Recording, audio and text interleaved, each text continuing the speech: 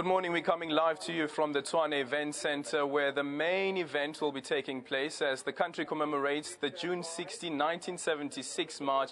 This is where the main event will be taking place. You might be wondering, what are all the screens doing here behind me? Well, this is what we call the OB event. Just to give you an idea, I'll move out of the shot.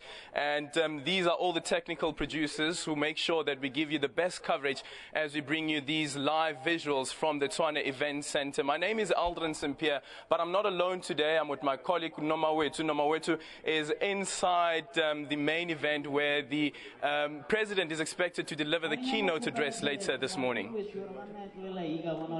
Well, thank you very much to you, Aldrin, coming live from our high-definition OB van there outside. I don't know what you're doing there, Aldrin, because the main event is here. This is where we're supposed to be taking selfies. Well, guys, 39 years after the 1976 Soweto student uprising, and now we're here. We know that a little bit earlier on, youths from different backgrounds actually took part in a walk from a Freedom Park, and they'll be making their way here to tell us more about what that walk was all about. I know that they were carrying their pledges, and in those pledges, it's all about what they, as the youth of South Africa today, how they are going to contribute in making sure that the youth is empowered and there is development in the country. Well, we know that the program here is expected, well, it has already started from what we can see on the stage behind me, and people have started coming in.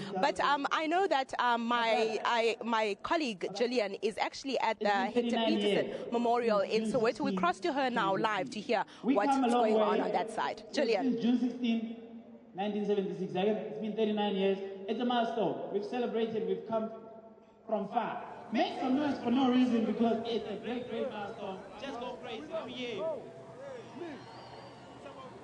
Yeah, I know. Sometimes I speak English. Let me explain. A very good morning to you. Yes, we are here at the Hector Peterson Memorial. Really poignant scenes here from this historical site. We're seeing throngs of people really moving through the streets, retracing the steps of that group of youth who, something like 4 decades ago, brought about a lot of change. And really, it's really spiriting and uplifting to see so many people coming here to the memorial just to pay tribute, to remember, to celebrate that youth that stood up against a system that they were not happy with. And it's from here where we will talk to various people who were in the front lines of that struggle some 4 decades ago, people who have brought about change. We're also talking to people from the education authorities, looking at the education system now, looking at the struggle that young people face. And yes, even though the struggle might have changed over the decades, young people today are faced with issues like unemployment, poverty, drugs and pregnancy. And that is the kind of conversations we are hoping to bring to you, the viewers, from the Hector Peterson Memorial. But before we do that, we're going to link to an insert, an 18-minute insert. The events of June 16, 1976 are deeply etched in the memories of those who were part of the student-led protests. The state's violent clampdown of the protests claimed about 23 lives in Soweto alone on the day of the march. The unrest was a response to the introduction of Afrikaans as the medium of instruction. The SABC spoke to some of the students of the class of 1976 who were at the forefront of the Students' March.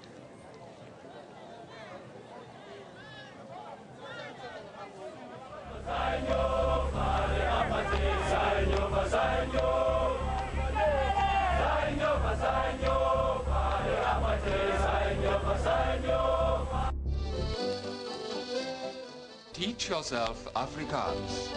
Good evening, listeners. Let us start off by getting to know all the Afrikaans sounds. Lag, dag en nag. Lag. There had been simmering tensions in schools around townships before June 1976. In 1974, the apartheid government had issued a decree that Afrikaans would be the language of instruction in all schools. The decree forced teachers to teach all subjects in Afrikaans. The government's proposed plan was to compel students to take half of their content subjects, like biology and mathematics, in Afrikaans, and the other half in English. Students vehemently refused to be taught in Afrikaans.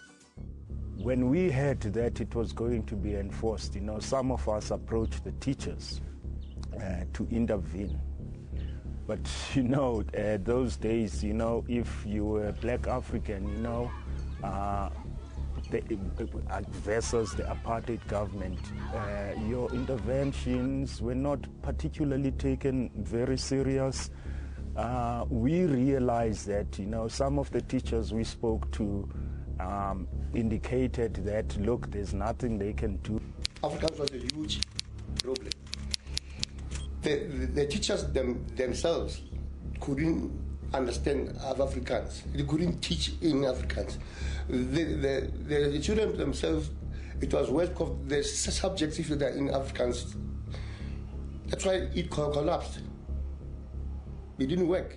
The teachers accepted because they were civil servants. They couldn't say anything else. Now, the student, they said to the teachers, enough is enough. We will take this into the street to demonstrate. We protest to show that we are against this. The majority of people resented Afrikaans. They saw it as the language of the oppressor. Even though teachers and parents tried to reason with the state to review the language policy in schools, students felt that there were bigger politics beyond their circumstances. In fact, one student wrote to the World newspaper, "Our parents are prepared to suffer under the white man's rule. They have been living for years under these rules, and they've become immune to them. But we strongly refuse to swallow an education that is designed to make us slaves in the country of our birth." As kids then, we said, this is an interest of white people oppressing Black Africans. And we are on our own. Our parents, seems to be powerless. We were sinking deeper and deeper in a quagmire of hardship. So we acted. The first act was to call a students' meeting on the 13th of June 1976 in Orlando. June 16 was fully planned, and we're in the streets on the 16th. The question is, why 3 days? Why were you in such a hurry? We knew that if we let it stay longer, the police will know and grab most of us and arrest us. So we needed something that was going to happen quickly. They even made a pact not to get their parents involved, believing they would try to stop them. The plan for a march was also being hatched in other schools as far as Cape Town. When the concern was raised, whether it started being raised in Soweto, but the concern circulated all around the country, Before 1976, Cape Town students were already expressing concerns. There were discussions in Cape Town about, the fact that students were going to be forced to learn in Afrikaans, Back in Soweto, the students had an elaborate plan on how their march would unfold. It was supposed to be 3 days. The first march was supposed to be on June 16. The second march was on a Wednesday. And then the second march was supposed to be on a Thursday. The third march was supposed to be on a Friday. Then we are going to listen to the response of government and then meet in Orlando Stadium on Friday, so that then we can then plan the next action. We understand. That was the plan of the action committee that was led by Tsietsi Mashinini. They said on the 16th, Sekanantwana, Morris, Lady High should move down to Orlando West Junior. And then on the 17th, it was Madibeng and Orlando High. On the 18th, I'm talking of the plan. We marched to Orlando Stadium. At Orlando Stadium, the students planned to draft a memorandum of their grievances. But, as fate would have it, the apartheid police force unleashed its might on them. At Morris Isaacson High School, what happened is that we assembled as usual in the morning. We had our morning prayers. As soon as we had finished our morning prayers, then out came the placards. Then the students moved peacefully out, and then as they were going out, all other schools started joining them. Now they're marching towards Orlando Stadium. This is what happened. And On the way, of course, then they were confronted by the police. It was supposed to be a peaceful march, and the peaceful march was just a demonstration against the fact that they were against Afrikaans as a medium of instruction. Nobody expected that this is going to be a big thing, because it was just a students' march. The student was just going to register their concern, to write a memorandum to submit it to the Department of Education. Their aim of marching was to march it to Orlando Stadium and gather there to start writing a memorandum while they are together. Sam Nzima and Sophie Tema were assigned to cover the march. Nzima recalls how people seemed surprised about the students' turnout. He says a police squad was sent in to form a line in front of the marchers. What happened next still haunts him today.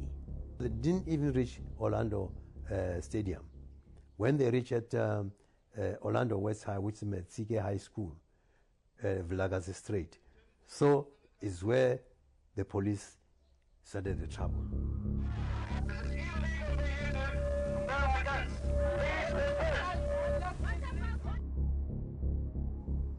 The police in charge, who had his stick in his armpit, he pull out his stick and say, "But Makela Klek is so." The man said, 3 minutes, Victor Khan is off. Which means that I'm giving you 3 minutes, must disperse from here. So they start to sing the song which was banned, was Sigelela Afro. I think that's the thing that provoked that guy, the leader of the police, and they put his gun and shot direct to the crowd.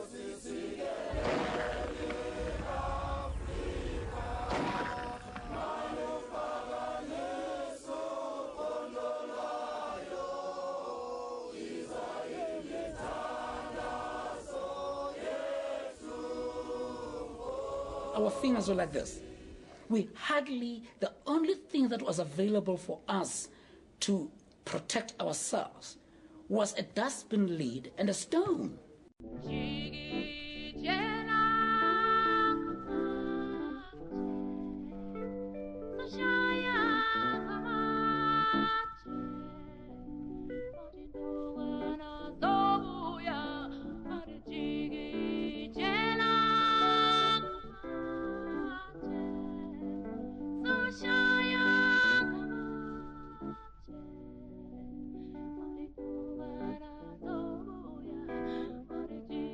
When the first shots were fired, Sam Nzima took pictures. One of them became probably the most famous photograph of the uprising.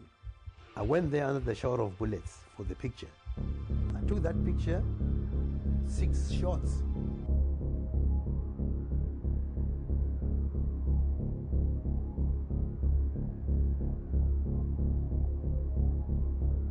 Mbuyiso Makhubo was trying to get the nearest car to take Hector Peterson to the nearest clinic.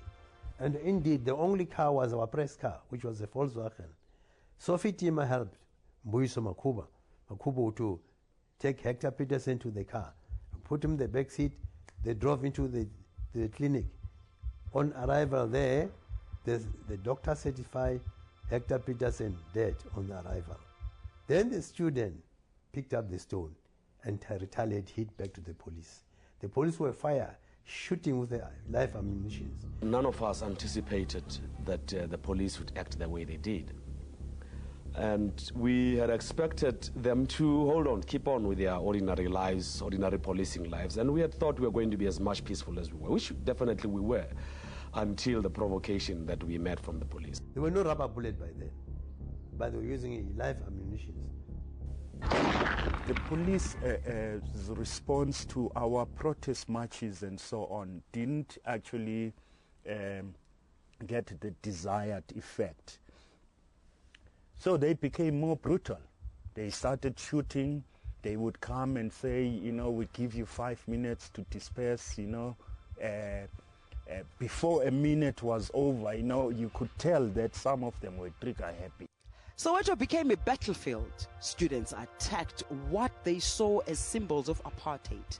Government buildings were razed to the ground. Vehicles belonging to white businesses and beer halls were not spared. Within 36 hours of the start of a march by 10,000 pupils in protest against Afrikaans, 29 people were dead and 250 injured. As the battle continued well into the night, thousands of students were arrested, and most were not prepared for the brutality that awaited them. Under detention without trial, we were tortured. I won't forget things that Maburu were ruthless. We were tortured in different forms, and we were made to pick up, sometimes they would take bricks, 3 bricks, put a twine, and after putting a twine, put a hook of and put a twine around the bricks, and put a wire and another twine, and tighten your balls, and let you squat, and let you pick. You won't understand this, you're a lady, but squat and let you pick up those bricks, with your balls. Sorry, don't mind my language. Women use sometimes even in kind of tongue, in their nipples, pull their nipples, now you feel it. Pull that, squeeze them, so that you must tell what they want you to say. As the death toll rose, so did the students' resolve. The rioting soon spread from Soweto to other towns. The police and the army also seemed to be buoyed by the message the apartheid government was sending out. The police, however, are actively engaged in restoring order, and there is definitely no reason for any panic. This government will not be intimidated, and instructions have been given to maintain law and order at all costs. Liberation organizations were never behind the planning of the June 16 march, but the state's response to the students' uprising was nothing short of brutal. This forced thousands of young people into exile. Within the ANC, MK, after that, the MK had a lot of their members coming from the youth of 1976. APLA had a lot of members coming from the 1976 people. Some of them who didn't know much about bigger politics.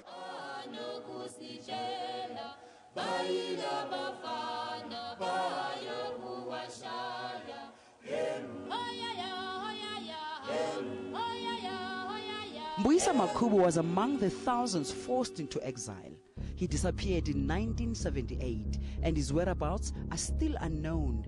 Recently, there were hopes that a prisoner languishing in a Canadian jail could be the teenager that carried the dying Hector Peterson. DNA tests were conducted as the nation had a collective wish that one of its long-lost sons had been found. When we started checking this information, because the family was receiving a lot of information that there is someone that is believed to be Mbuyisa, but I then insisted to them that because he has left many years ago, it's important that we do a DNA test. The outcome of the DNA test, which was negative. Efforts to find Mbuyisa Makhubu and many others are still underway. Even though Mbuyisa's mother, Nombulelo Makhubu, died without knowing the whereabouts of her son, she was proud that he did what was necessary to try to save Hector Peterson. All I know is that he picked up Hector Peterson from the scene of the accident. He didn't know he was dead, although we learned later that he died instantly. He took him to the clinic because he thought he was injured. And after that, he couldn't stay home because the police were looking for him. They were calling him an unsung hero. And I told them that in my culture, he's not a hero. He did what he should do. We blacks, we are our brother's keepers. If he had jumped Hector Peterson and not picked him up, it would be a disgrace. As our country celebrates 21 years of the attainment of freedom and democracy, many scars from the June 1976 uprising have yet to heal. I didn't expect that fathers would kill their children.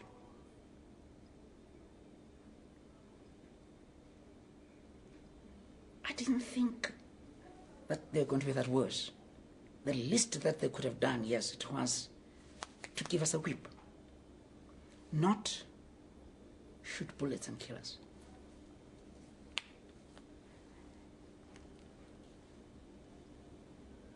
Our reaction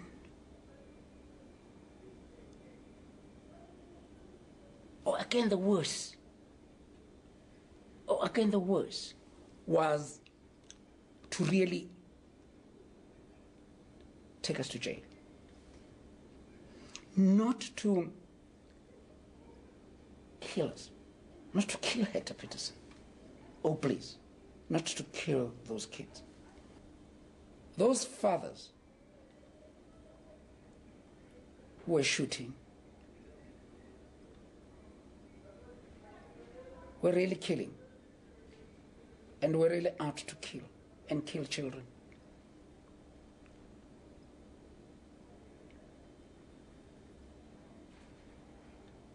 Now, you can imagine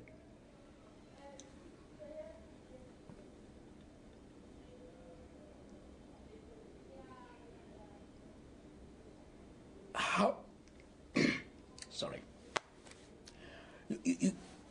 one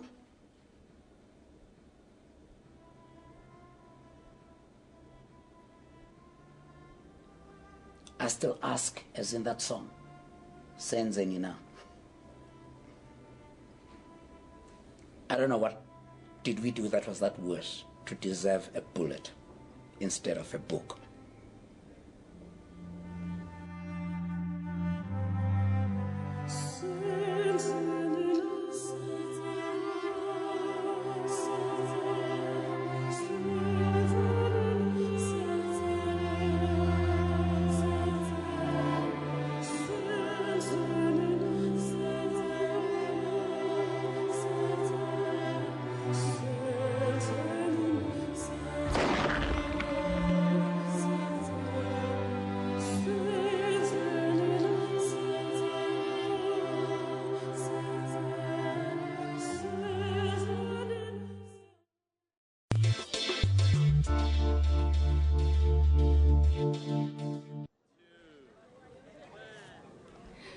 To those who've just joined us, we're coming live to you from the Hector Peterson Memorial. It's here at the epicenter where everything happened some 40 years ago. Just to take you guys through what's been happening, throngs of people have been retracing the steps of the youth of 1976, remembering and just pausing for a moment. Many have come here also just to pay homage, to celebrate and remember the achievements of that group of youth that stood up against the instruction of Afrikaans as a medium of education. But today equally belongs to the survivors of that day, who continue to talk about the struggles and share with us the testimonies of that day. I'm joined by Enes Nkutshwane, who was a very vibrant leader during the time. Talk to us about your role. Thank you very much, Gillian, for this opportunity, and also welcome to the viewers who are with us this morning. To us, today is a very important day in a sense that we are celebrating the 39th year of the uprisings in Soweto. As one of the student leaders, this day brings a lot of memories for the class of 1976. If you remember, the march itself never started at Maurice Narek, but it was started prior June 16 itself, in schools such as Thomas Mufulo, Daliwonga, Pefeni here, not far from where we are standing. Those were the schools that were in the forefront of the struggle itself.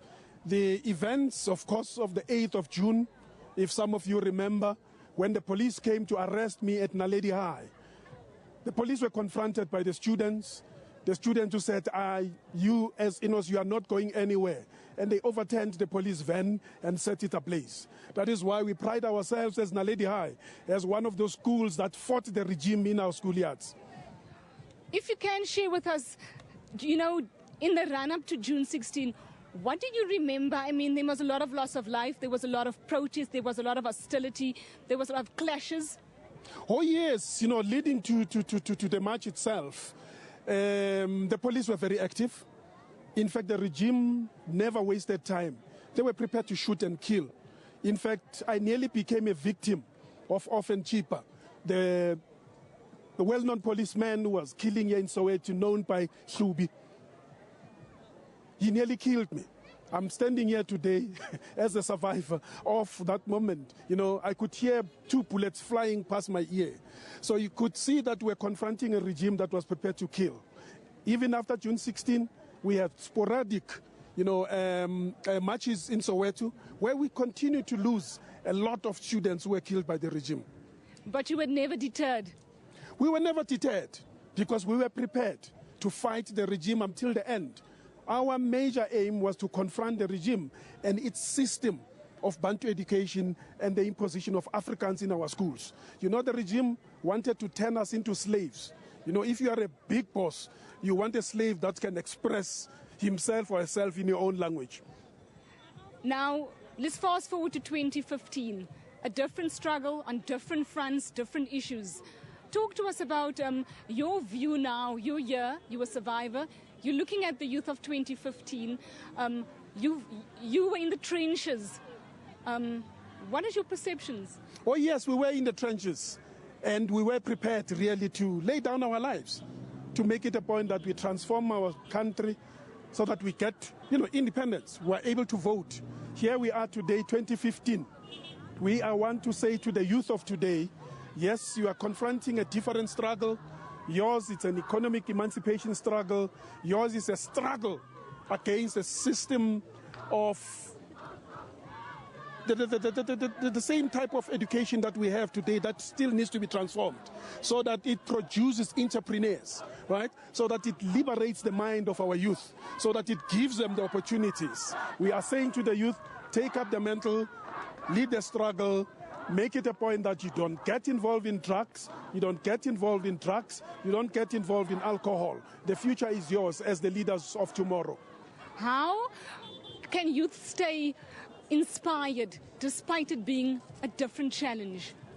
Oh yes, we need to make it a point as a country, as a government, because we are in a democratic society, that we engage our youth. We come up with a number of programs that can engage them at the schools, at the youth clubs, to make it a point that we direct them to the area where we want them to be, so that they lead this country going forward.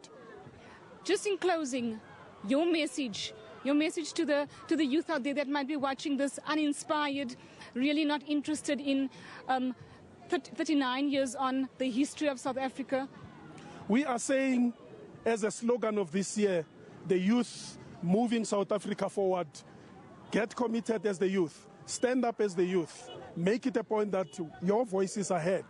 Use institutions that have been created by government to create opportunities for yourselves, to make it a point that you succeed as a young person in this country. That's Enos who was in the trenches of the struggle, just sharing some testimonies there of how inspired they were despite the odds that was against them, and really speaking out, reaching out to the youth of 2015, saying to them, use your voice. The opportunities are there and the structures are in place. It's within your hands. We hand over now to Namowetu in Pretoria.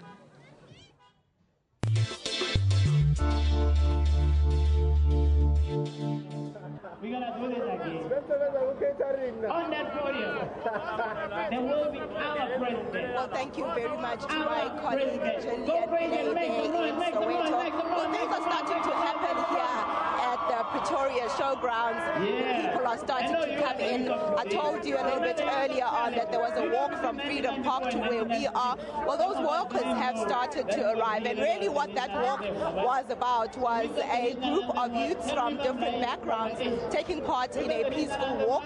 With them, they were carrying pledges, and in those pledges, it's all about how they are going to contribute as the youth of South Africa into creating the country that they envisage. But like I said, things are starting to happen here at the Pretoria Showgrounds. The hall is starting to fill up, and the music is starting to get louder. And you know, South Africans and dancing, they like that very much. But on a more serious note, though, 39 years since the Soweto 1976 student uprising. And really, we've come a long way as the South African youth. And today they've come to celebrate those youth and to commemorate them for what they did in 1976.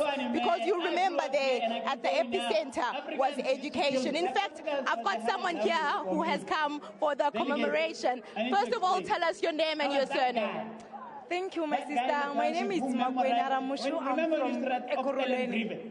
And tell us, why did you decide to come here today? I'm decided to come here to celebrate this day because this day is the key of life to us. As the youth of South Africa, we are able to now to get free education. With this day, our brothers and sisters lost their lives during these days because they want to release us, give us the better education. That's what we are here for. We are only celebrating that we are so fortunate today to have the education in our life. But also, I'm sure there at Ekurhuleni, there are some other challenges that the youth are facing, such as crime, unemployment, drug abuse. What are you hoping to hear when the president delivers his keynote address here today? Today, I hope to hear that the president will open more the skills development areas for our youth. As long as they don't have skills, I think that is the main point challenges that we are having. And again, for the job creation, just to empower those small business enterprises to develop themselves so that they can at least eradicate unemployment or empower them with some skills that of business, because many of them they can sell but they don't know what stores can they open. Especially if you can go to Ekurhuleni, you can see that young people are selling along the street but they are not registered. Sometimes you see the metro come and eradicate them along the street to say they are doing the street disturbance, you see, along the town. So I think if the president today can give us the way forward to say, how can this youth be empowered with the skills of business, and what is the way of opening your own business, and what is the assistance that they can empower us with this? Well, thank you very much for your time. Well, that is a youth that has come to commemorate the youth of 1976. And now we go to my colleague outside, Aldrin Sampier, to hear what he's got to say. Aldrin? Well, it's quite an exciting day here at the Tshwane Event Center, where the main June 16, 1976 commemoration is taking place. We're coming live to you from the capital city. I'm now joined by the Minister of Telecommunication, but I'm speaking to him in his capacity as the Acting Minister of Arts and Culture. As you would know that national days, especially holidays and commemorative days, fall under the Ministry of Arts and Culture. And unfortunately, the Minister of Arts and Culture, that is Nathi Mthethwa, could not join us today and instead has sent his colleague, Mr. Siyabonga Cwele. Thank you so much, Minister, for joining us today. Good morning, and to listeners. Minister, just tell us the significance of this day and why it's so important to commemorate this day every year. It is very important because it is a day where we remember the struggles of our youth in our own liberation. As you remember, not only in 1976, but 1976 was a turning point in the youth struggles. It soon spread all over the country. We saw a lot of our youth leaving this country and going to join the armed struggles abroad, which eventually resulted in our liberation. It is for that reason that the youth of today, much as they don't face the same problems which they faced in 1976, must be in the forefront. They must be able to move us forward in the challenges which are currently facing our youth, particularly the challenge of unemployment, poverty, and inequality. So it is in that respect that we call for partnership with our youth organization across the political spectrum to engage government actively at all levels of government, at the local level, at the provincial level, and at the national level, as we have seen with the launch of the Presidential Working Group on Youth, where our youth actively engage the head of state, influencing the policies of government, which eventually allocate the resources so that we can prioritize youth matters. What is key to the youth of today is that they must participate in the economic emancipation of our nation. They must participate in the efforts to create job and entrepreneurship. That's why, as the government, we are spending a lot of money. Education is our priority number one. If you see the enrollment at TVET colleges and at the universities has increased tremendously over the last 6 years, over 90% increase in enrollment, because government is assisting the poor students, and the students are responding positively and taking these opportunities. We are also engaging the business to ensure that they absorb the youth so that they can get the necessary experience, so that they can be employable or start their own businesses. That's why we're putting those incentives. So in short, we know the challenges which are currently facing. We're saying to our youth, they must avoid the derailment of their struggle. You know, things like teenage pregnancy, alcohol abuse, and say no to drugs like Nyaupe, which are killing our youth today. It must be the youth who take up the spear and fight these ills and lead the campaigns at the community level so that we can move, our youth can move South Africa forward. And maybe some other argument would be that the youth of 1976 or the youth of pre our democracy had a common goal, there was a common vision, and there was a common enemy. And today doesn't seem to be that collective sense where there's unity around, let's say, for instance, the economic emancipation of every young South African. Yes, the enemy then was a racist government. Now we've got a democratic government. It's not our enemy, it's our partner for the youth people to emancipate themselves. The enemy which we are facing today is poverty, is unemployment, is inequality. Those are the enemies we must fight. Those are the enemies we must fight and ensure that our youth can participate effectively in the economy. Those are the things where the youth is our future leaders. We cannot really afford such high levels of unemployment. That's why we have to find more ways of ensuring that our youth are absorbed in productive activities in society. That's why today the president will be having those role play models from our youth. They'll be joining president on the stage. That's why today students who are coming from poor communities in the rural areas who are being trained and given the skills through NAFSEC will be parading here today to showcase that youth can participate. President Zuma has deployed all the ministers and deputy ministers to crisscross the country to assist the youth, showing them what is available for them. Where they can participate in terms of furthering their education or their employability. So the ministers and deputy ministers will be having these engagement forums at all localities. So we encourage the youth to participate in those activities. That's where they can see where they can best channel their talents to productive activities of today. Okay, Minister, just quickly in your capacity as the Minister of Telecommunications, one of the youth's biggest gripe is the cost of data. Will we one day see data being quite affordable for young people, especially those in rural areas? No, we fully agree with you on that statement. Our costs to communicate are still relatively high. Our youth are engaged in social media. We want to make these affordable. As a state, what we are working up towards is that we must create free Wi-Fi hotspots so that they can have some limited free data where they can use for their own communication and improvement. But also, we are working with telecoms companies to see the ways of increasing their revenues so that they don't lose their competitiveness, but at the same time decrease the cost.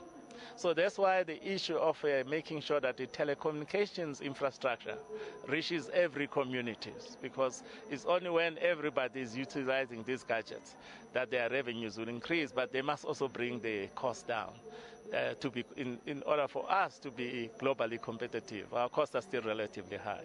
We're working with the regulator, ICASA, to find practical ways to decrease the cost. We're working with the telecoms industry, both mobile and fixed, to decrease the cost. So in future, President Zuma has said we must make these available. I think the free Wi-Fi hotspot, this city of Tshwane, is an exemplary municipality. because they've created a lot of free Wi-Fi hotspots within the city, in the parks, in the open areas. That's what we're encouraging other municipalities to do. Thank you. Okay, then. Thank you. That was the Minister of Telecommunications, Siyabonga Cwele, but we were speaking to him in his capacity as the acting Minister of Arts and Culture. I now throw it back to my colleague Nomawetu, who is inside where the main event is taking place. Well, thank you very much, Eldrin. We know why you're asking about data. You want to be on Facebook and Twitter more. That's why you're asking about data. Hashtag what. Well, this hall is starting to fill up very fast, and the dignitaries are coming in. And joining me now, I'm joined by the Minister in the Presidency, Mr. Jeff Radebe. So, well, today is all about the youth. But coming from someone like you, an elder in our country who knows it all, what's your message today? Our message is very clear that today, as we commemorate June 16, Youth Day, we are saying to the youth of South Africa, you must take our country forward. We have a national development plan in South Africa, our Vision 2030, where we want to give hope to the young people of South Africa that the future is theirs. We need to create jobs for them. We need to make sure that they don't only are becoming job seekers, but they become job creators. We've just ended yesterday the AU Summit of Heads of State, where the Agenda 2063 is on the agenda, as well as youth empowerment, as well as women's empowerment. So today, we must remember the sacrifices of the youth of this country, but also going forward, the youth must be the determiners of their own destiny. Minister, it's all good and well that we stand here today and talk about youth moving South Africa forward. But for someone who's in the rural areas, in Landuli, for example, who's really trying to make a living, but without the resources, what's the message from government? Our message is that those young people, there are many programs in government that is going to be able to give them opportunities, not only as job seekers, but also of entrepreneurship. As we speak right now, there are a lot of incentives from the government, especially from the Department of Trade and Industry. There are also opportunities with the creation of the Small Business Development Department, of giving our youth the possibility of becoming job creators. In the Department of Higher Education, we spend about 9.6 billion rand for scholarship for young people to get education, but more importantly, skills development for our people. Yes, Minister. I was actually going to ask about the NYDA, the role they play in South Africa. We've heard some criticisms in Parliament, in communities, that the NYDA maybe does fund some few businesses here and there, but what about the skills? Tell us more about the NYDA initiative. The National Youth Development Agency is a government agency that is responsible for promoting youth development throughout the Republic of South Africa. You will know that the Deputy Minister, Manamela, issued a discussion document for policy on youth in our country, so that all the youth of our country need to make inputs. We believe that the youth can be able, under the youth development agencies, to get many opportunities. They are working with development finance institutions such as the Industrial Development Corporation, so that they must be set aside of funds to give young entrepreneurs. So all these activities are indicative that we are taking the youth issues forward in our country. Minister, now again, you know, the youth of 1976 faced different challenges to what was going on, to what compared to the youth in South Africa today. Again, youth moving South Africa forward, how do we do? Well, right now, the youth of 2015 is different from the youth of 1976. You'll recall in 1976, we're still fighting the system of apartheid. They had the courage of defying the might of the South African Defence Force. Today, the priority is about economic freedom. So that's why the youth of today need to be inspired to take our struggle to the next level, because the political freedom we attained in 1994 will be meaningless unless it is coupled with the economic emancipation of our people, at the center of which must be young people and women. As we know, we are a very youthful society. 60% of the South African population are young people. So the future is in their hands. Thank you very much for your time. Well, that was the Minister in the Presidency, Mr. Jeff Radebe, again reminding us what the government is doing to make sure that the youth of South Africa is empowered and it is developing. I know that my colleague is standing by outside. Eldrin, what do you have for us?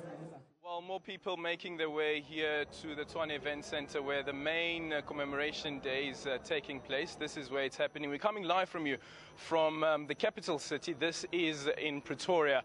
Well, if you can't come through and you're watching at home on SABC 1 as well as the SABC News channel on 404, remember that the official hashtag for this year's event is hashtag Youth Month 2015.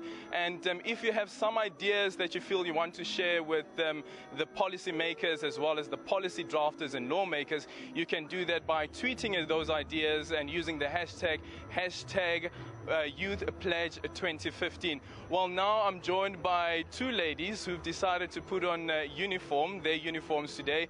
Sanibonani ninjani bosisi? Siyaphila njani bhuti? Ngiyaphila. Ngicela ukubuza siswami uniform yakho le? Cha, kusiyo yami, yomntana sekhaya. Yomntana sekhaya. Kungani ke namhlanje ugcoke uniform esikole? Ngigcoke ngoba ngisupporta iJune 16. Why is it important for you to support June 16 or to commemorate June 16? Libalulekile kimi because iJune 16, iYouth yeJune 16 1976 yenza utshintsho olukhulu kithi. Yiko ngithe namhlanje mangigqoke le uniform ukuxhasa le langa la namhlanje. Okay. Well, as I've been saying, that if you want to make sure that if you have ideas rather that you'd like to share with some of the policymakers, you could share those ideas by using the hashtag Youth Day 2015. There's also a hashtag Youth Month 2015, as well as hashtag Youth Pledge 2015. And one of those pledges that Usisi has here is I pledge to support rural high school learners. And this is ngicabanga ukuthi inkinga ke lapho ukuthi abantu abahlala emakhaya bafila ngathi bona abawatholi lama benefit lawo. Ngathi bona abatholanga kahle. Mina igama lami ngithoko Mthimini ngihlala kwaMhlanga emahlabathini. Ngize la ngizokucelebrate iYouth Day ilanga elikhulu le 1976 lela laqhubekela phambili kwaze kwafika namhlanje. So wena mangahlala phansi manje nomngameli ungathini ukuya makufike endabeni zabantwana abahlala emakhaya?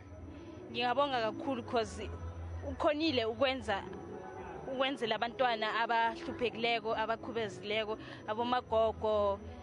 Yabona into eziningi usizile nabantu nomthetho umkhulu for abantu ababhema inyawube ne-age le sithoma ukuthola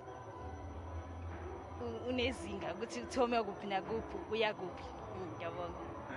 Well, there you have it. And it's quite interesting that although there are some challenges that we face as a country, there are also some good things that this country has come across. And that's the reason why Usisi was speaking about you have Abo Mama Emakaya who now have, for instance, grants that they get and so forth. And issues around Nyaupe, which is a big issue, especially here in Pretoria. Well, I'm going to go back now to my colleague Unomawetu, who is with Butimin Manamela, and quite interesting that that is Mzwandile, and quite interesting that Mzwandile is one of the youngest members of parliament.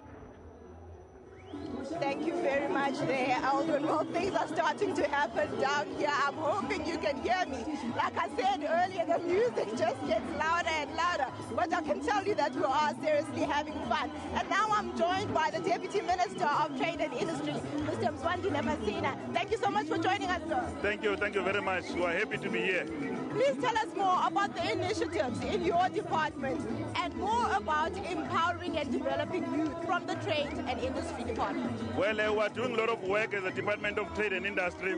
We are now taking young companies owned by the youth to some of the missions, including accompanying the state president when we do state visits in a number of countries where we've got bilateral relationships and hoping to do trades. But more importantly, here at home, you will know that the president announced a program on black industrialists to ensure that we are able to empower the youth, the women, and the previously disadvantaged people in South Africa. We are hopeful that as we begin to reform some of our incentive schemes, we will ensure that majority they will benefit the youth, the women, as well as people with disability, because we have to fundamentally change the structure of our economy in South Africa. Now, Mr. Masina, you talk about the economy, you talk about small businesses starting up, but how do we make sure that these businesses actually stay open, these people continue without having to shut down immediately after they've started? Look, we have a president today who is going to be announcing some mentoring program that we are working together between an international foundation together with our NYDA. We are putting together all state institutions in the presidential working group on youth to ensure that that mentoring program, we get the best professionals in business to give support to youth-owned enterprises in the form of mentoring, coaching, so that those businesses can be sustainable forever. Because we believe that the youth must be able to create opportunities for other young people, because the youth unemployment in South Africa is very huge and is a problem that all of us must confront. But at the center of it all, we are working together with the Department of Higher Education to ensure that we strengthen the education system, but get as many young people as possible into institutions of higher learning so that they can improve their qualifications and be able to be employable. Because the youth unemployment, we can solve it only when we have youth that is unemployed but employable, not the youth that is unemployed and unemployable, which has been the dilemma over time. That is why we're rolling out a number of skills initiatives in South Africa to ensure that we realize that particular dream as well. Now, Mr. Masina, you talk about a lot of youth initiatives that are going to be launched today, others that are already ongoing. But also, how do we make sure that these initiatives get to our poorest of the poorest of societies in our rural areas? Because, I mean, a lot of people say that these initiatives stay in the cities and in the towns and never go to the rural areas. It's not necessarily correct. One of the skills development program, for instance, is in the Western Cape, in Saldanha, in the West Coast, is the far end of South Africa. So it will not be correct to say that all the initiatives are from the cities. But what tends to happen, people like yourself in the media, you focus a lot in the initiatives that are happening in the major cities. When we say to you, let's go to the outskirts of Venda, it becomes difficult for yourselves to actually come and join us to showcase the work that we are doing. So we're everywhere, actually, in terms of the work that we are doing in South Africa. And the young people of South Africa, they know the fact that government we're out there delivering services to young people. We would want to urge members of the media to come with us when we reach out to communities in the far end of South Africa, which is what normally you don't show as members of the media. Also, a lot of youth or a lot of youngsters in South Africa today are very much interested in the happenings of Parliament. You are one of the young leaders there that people look up to. Just what your message is in you moving South Africa forward as a young leader. Well, my message to the youth is that education is what will transform South Africa to ensure economic freedom that we want as this generation. You must remember, the generation of 1976 gave us freedom, which we all enjoy today. But our responsibility is to move South Africa forward, ensure economic transformation in South Africa. All of us will have to work together towards that particular attainment of that particular goal. Thank you very much. That was Mr. Mzwandile Masina. He is the Deputy Minister there of Trade and Industry, one of our young leaders in Parliament, telling us, the media, that we need to go to the rural areas. They have some initiatives there and not only focus in the cities. But I see that the chairperson of the NYDA is also joining us now to tell us more about the youth initiatives and about today. Thank you so much for joining us, Mr. Yeshun Pillay. Thank you very much. Very interesting program that we have here. Tell us more about this day. Well, it's a very exciting and important day in our history. We're commemorating 39 years since the 1976 uprisings. We're also celebrating 60 years of the Freedom Charter. And really today is a day of celebration. It's a day to commemorate our fallen heroes and heroines. But it's also a day to shape the future as young people. And today is a day in which we call for unity in action, for young South Africans to unite behind a common vision of transforming our country for the better. Now, Mr. Pillay, you talked about the Freedom Charter. We know that in his State of the Nation address, Mr. Jacob Zuma actually said that this 2015 would be the year of the Freedom Charter. We know that it's been 60 years since it was adopted in Cape Town in 1955. Tell us more about the initiatives to make sure that the youth actually know about the Freedom Charter. It's important that we publicize and create awareness. One of the commitments made in the Freedom Charter is that the doors of learning and culture shall be open. And we need to spread the word about how far have we come in opening the doors of learning and culture for all. We've made great strides in terms of access to education in the last 20 years. And in the next 20 years, we need to improve the quality of our education going forward. So it's very important that an event of this nature here at the Tshwane Event Center, in which we celebrate June 16th, we spread the word about what is the Freedom Charter, what is it to be understood, and how do we popularize it, especially amongst the young people, in ensuring that we shape a brighter future, reflecting on our dark past. Now, Mr. Pillay, I also see there on your Twitter page and on your Instagram page about the I Pledge, which was linked to also the walk that took place this morning. Tell us more about this I Pledge. What we have said as the NYDA is that in as much as we as young people are born with freedoms and rights, we are also born with responsibilities. And we have a responsibility to shape the future of our country, as the youth of 1976 did. And so we have asked young people, hundreds of young people, to march from Freedom Square right here to the Tshwane Event Center. But in doing so, to pledge how are they going to make a difference in their own lives and in their communities and in the country as a whole. And many young people have had the opportunity to pledge towards a better South Africa. Many young people in their pledges have said that they are going to lead the country, that they are going to be professionals in their own right, they are going to be the young entrepreneurs, the captains of industry, and they are going to actually lead our country to a better future. It seems like everything is intertwined, the walk, the I Pledge, and the theme, Youth Moving South Africa Forward. But people saying that, you know, it's all good and well that you say that we need to be innovative, we need to be creative, get involved in business. But some resources, please. Well, you know, we do have limited resources, and it's important that we realize that we need to, one, avoid duplication of our efforts. And so as the NYDA, we've played a role in coordinating government's efforts in a coordinated response to youth development in particular. But we also need to ensure that we have a multi-pronged approach in whatever we do. Government cannot deliver young people to the promised land. It has to be government working together with the private sector, with civil society, and with young people leading from the front. And that is why we have always said youth must lead and government will support. Thank you very much for your time. Well, that was the chairperson of the NYDA talking to us that government cannot take the youth to the promised land, that the youth need to be creative, they need to take initiative, and whatever they are given by the government, they need to grab it and make sure that it works for them in order to be empowered and to develop. We are coming to you live from the Pretoria Showgrounds. This is where the main June 16 event is going to take place, and we're talking to people from all walks of life. And Miss Lindiwe Zulu has just joined me now, all dressed in your uniform, ma'am. Just tell us what today means to you. Today means there were people that sacrificed for South Africa to be free today. Today means there were young people in 76 who decided that enough was enough. Today, for me, brings back the memories of young people who decided to change the roots of South Africa in the liberation struggle. That is why we are here today. And the young people of South Africa today have to be told of that history. And I think that that history still remains to be told properly by ourselves, particularly those that participated in June 16. What do you remember about that day, ma'am, when it started in Soweto? Just where were you and what do you remember about it all? Well, fortunately for me, I was a student in Swaziland, not in South Africa, so my life was a little bit different than the students of Soweto.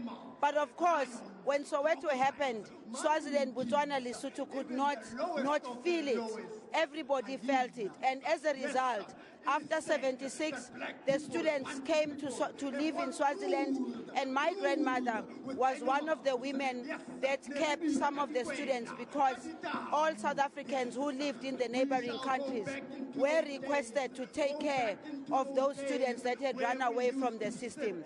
So that's how I was also influenced into joining the liberation struggle, because I had students at home that lived at home who participated in the struggle.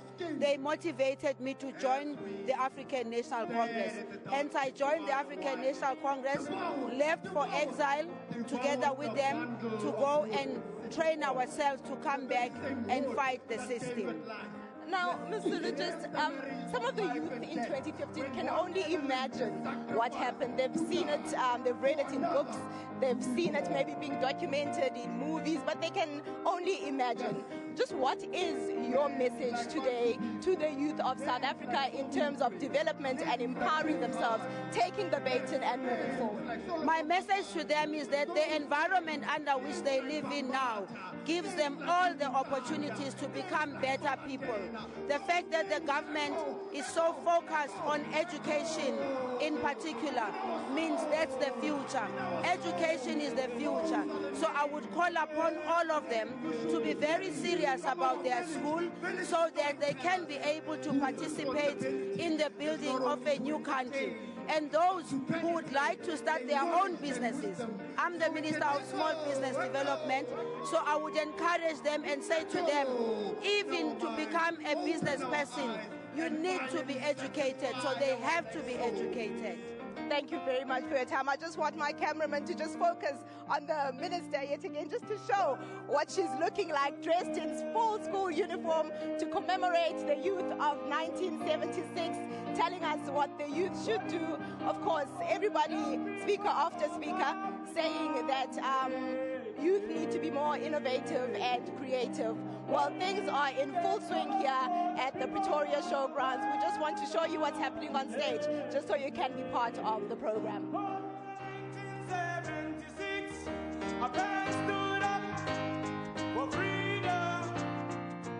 Back in 1976, our parents laid down their lives. Oh yeah, oh yeah, oh yeah,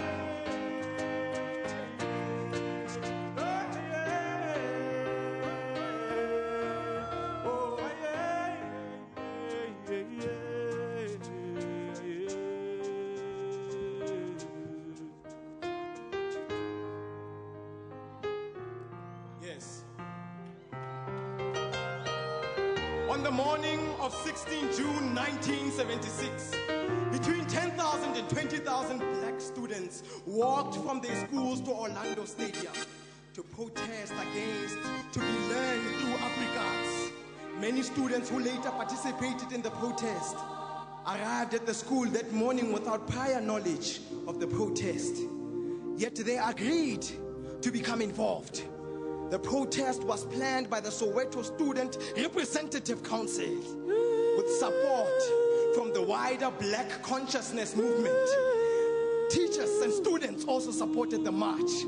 Tsietsi Mashinini led students from the Morris Isaacson High School to join up with others who walked from Naledi High School.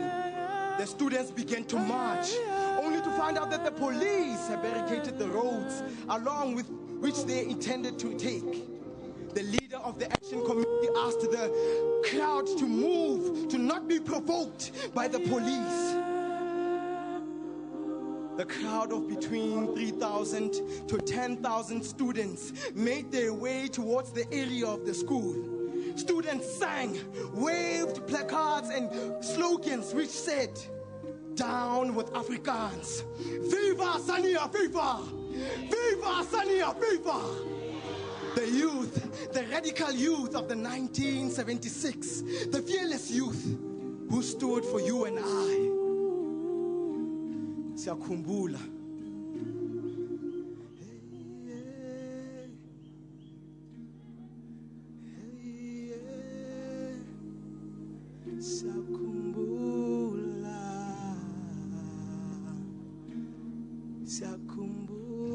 Ah, Papa, You forgot to mention the legendary Uncle Stimela. You left them out, Papa. The Uncle Stimela, the one and only Uncle Stimela. Uncle who? Uncle Stimela. You guys remember Uncle Stimela? Who of you know of Uncle Stimela? No. Let me tell you about Uncle Stimela. Yes, sir. I don't think you have a cooking clue of who Uncle Stimela was. Uncle Stimela. You know what? Uncle Stimela was the man of Soweto. Uncle Stimela was the person that we all looked up to. You know what, Uncle Stimela? He would come. Yes. He would come where we were sitting, and he would go. Yes. Left, right, left, right, left, right, left. Ah, that was Uncle Stimela. Yes, that was our hero. Yes. Those people didn't sleep, man. They were always on the guard, looking out for us, saying, these killing dollars are over. We are checking them out. Where are the Uncle Stimelas of today, man? Where are the Uncle Stimelas of today? Where are our heroes of today? Where are those who are going to fight for us today? I think we have Uncle Stimelas in the house. I think we have gathered here as the children of South Africa, as the youth, as the reincarnation of the 76 youth. Yes, I can see it in you. I can see your souls in you. Are we the Uncle Stimelas of our generation? Are we the fighters of our generation? The youth of today. The youth of today who will continue what Uncle Stimela and them started. And we continue with the live coverage from the Tshwane Event Center, where the official commemoration is underway here in Tshwane, the capital city rather. And a very interesting guest that I have next to me right now, and I'm really honored to have you, is Basitsana Khumalo. And what I really love about your demeanor, as well as the ideas that you come up with, and sometimes I follow your career and I go like, this is a type of person that young people should aspire to be like. Aldrin, thank you so much for those words of compliment. I think for me this is a very significant day where a life, blood was shed, and young people need to rise up, take on the baton, run the race and finish strong. South Africa needs a dynamic new generation of leadership, and it can only evolve and come out of the young people of this nation. And another issue is youth actually participating in some of these events that take place. And for instance, let's say when government has a forum or there's a discussion around the youth policy, young people making sure that they participate and their voices are also heard. It's absolutely imperative that young people make sure that they're at the table, at the forefront of discussions that are going to impact their lives, whether it's education, whether it's policy formulation, whether it's legislation that speaks to the empowerment of the youth. It's time that young people rise up. You know, the fact that Hector Peterson died today, those many years ago, his blood should not be shed in vain. Young people need to believe in themselves, believe that they have the ability. South Africa needs these dynamic young people to emerge. And something else that I guess you know very well of is patriarchy. Women still battle to make their voices heard. Women still battle to find themselves in the boardrooms as well. The issue of gender parity is something that I'm particularly interested in, and I addressed that in a lot of forums. Just last week at the World Economic Forum, I held a session really just challenging not only governments but also corporate South Africa to really make sure that women are, in the boardrooms, women are earning the same salaries as their male counterparts. Because if you come to think of it, I mean, the face of poverty in the continent is a female face. Who carries water on her head to go and make sure that her family is fed? Who fetches wood in the dark to be able to make fire for her family? Who cooks that meal? Who looks after a sick person? So females need to be empowered. Women need their own place in the sun. Okay, perfect. Encouraging words there, that women need their own place under the sun. Nomawetu, as a young female, I don't know where you find your role and where you think you fit in to the narrative of this country. Well, thank you very much, Aldrin. Well, the program has taken shape here inside the hall, and I must say, Aldrin, remember the youth of 1976. At the epicenter of that struggle was education. While we continue to face some challenges in the education sector, we have seriously come a long way. And to talk to us more about this, we are now joined by the Deputy Minister of Higher Education, Mr. Mdu Manana. Thank you so much for joining us, sir. Thank you indeed, and happy Youth Day. I'm not going to talk about your outfit yet, but let's get to more serious issues. Just we know that in 1976, at the epicenter of that struggle was education. How far have we come since then?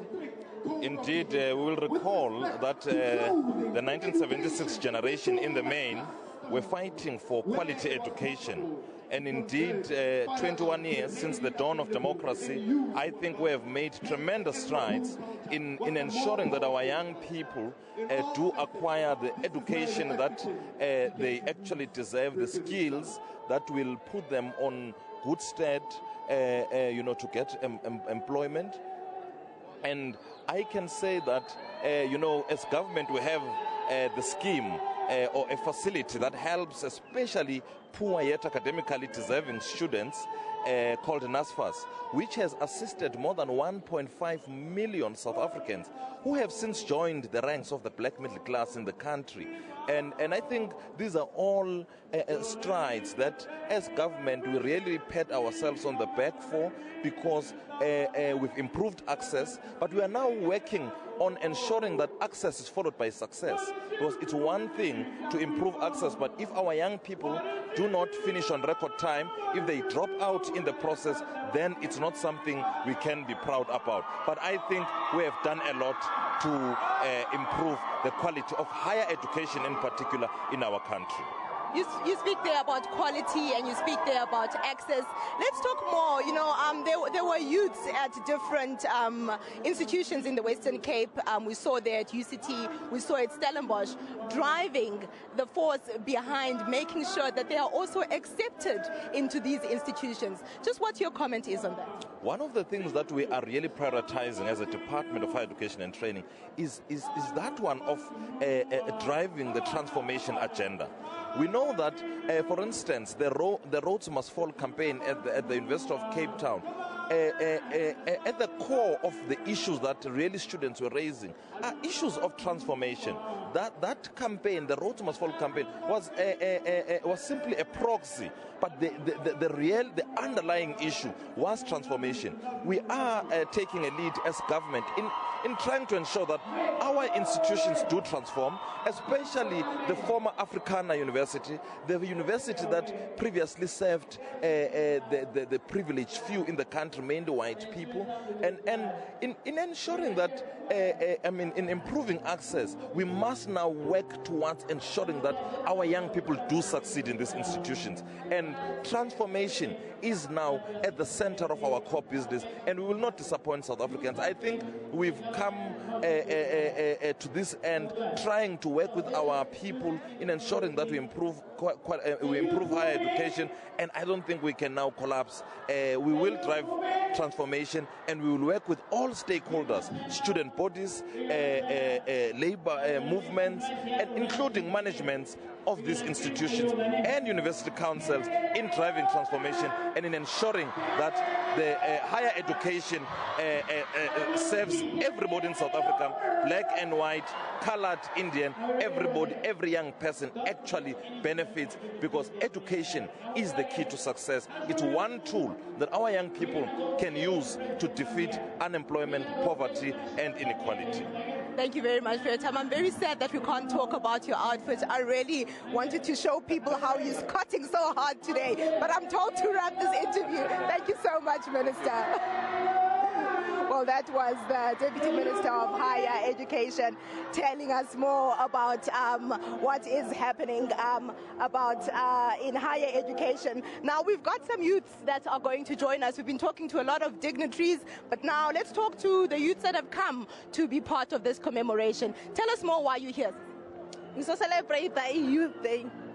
And what else? How far have we come as the youth since 1976? Sorry?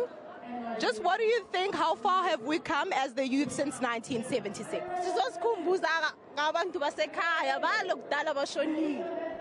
All right, one of the youths talking to me there saying that indeed we have come a long way and they're here to celebrate and commemorate what the youth of 1976 have done. What does this day mean to you, sis? It's a June 16, representing our fellow youth that was struggling on in 1976. Yes. Just some challenges. Tell us about the challenges that you face as youth in your community. Now, challenges I can say, it's about the work, yes. And what are you hoping that the president will say here today when he delivers his keynote address? You spoke that we have challenges such as work, so what are you hoping to hear from him? Maybe today he maybe can deliver something else, like for instance for work, yes. All right, if my cameraman can just show these youths, they are dressed in their full school uniform. They're here to commemorate and to celebrate what the youth of 1976 have done and to say that, in fact, how far have we come as the youth of 2015? Well, we're still here at the Tshwane Event Center and hundreds of young people still making their way here. So if you can't be here and you're sitting at home watching this live coverage, remember that you can participate by sharing your tweets, and you can use the official hashtag, which is hashtag Youth Day 2015 or hashtag Youth Month 2015. And remember, if you have any ideas that you'd like to share with the policymakers and lawmakers, you can do that by tweeting those ideas and using the hashtag Youth Pledge 2015. Well, here's another thing. There has been some criticism leveled against the NYDA. Some people feel that the NYDA is not accessible enough and there's no information about the NYDA. Well, I'm joined here by Nero, who has a different story to tell, and he's in an interesting field. He is a farmer. Good morning, Nero, and thank you so much for joining us. I'm good, my man. How are you doing? We're doing great. How are you doing as a farmer? I'm doing all right, eh? I'm doing pretty well. Just tell us more about the business and how it is that the NYDA assisted you. Okay, well, basically I'm a farmer, and on my farm I've got a couple of projects that I run, and one of them is a piggery. So the NDA assisted me with funding in expansion of my piggery project. So they basically moved it from small scale production to now a more commercial setup, yes. Just for the benefit of our viewers at home, just take us through that process. What is it exactly that you did to such a point that the NYDA said this is a person who we should be funding and this is the business that we should be looking into to make sure that it expands? All right. Basically, it started out with setting up a business plan, looking at projections and getting securing a market, and then I went back to the NYDA and I showed them my plan, drafted also plans for the structures and so forth and where I'm going to get the stock, got in touch with suppliers and service providers and put everything together in a business plan, and they assisted me throughout that process. Okay, perfect. So for our viewers at home and all those young people out there, it's definitely possible to get funding from the NYDA. Just make sure that you get all the information that you need. And actually, earlier this week, we spoke to a couple of young people who joined me in studio at the SABC as we discuss what it means to be a young person in 2015. Just take a listen.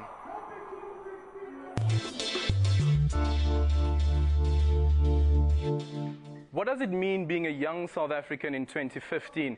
And where exactly is it that young people think they fit into the narrative of this country as well as the narrative of this continent? As the country celebrates the 1976 march, or commemorates rather, the 1976 march, June 16, that happened in Soweto, that is the questions that we are tackling today.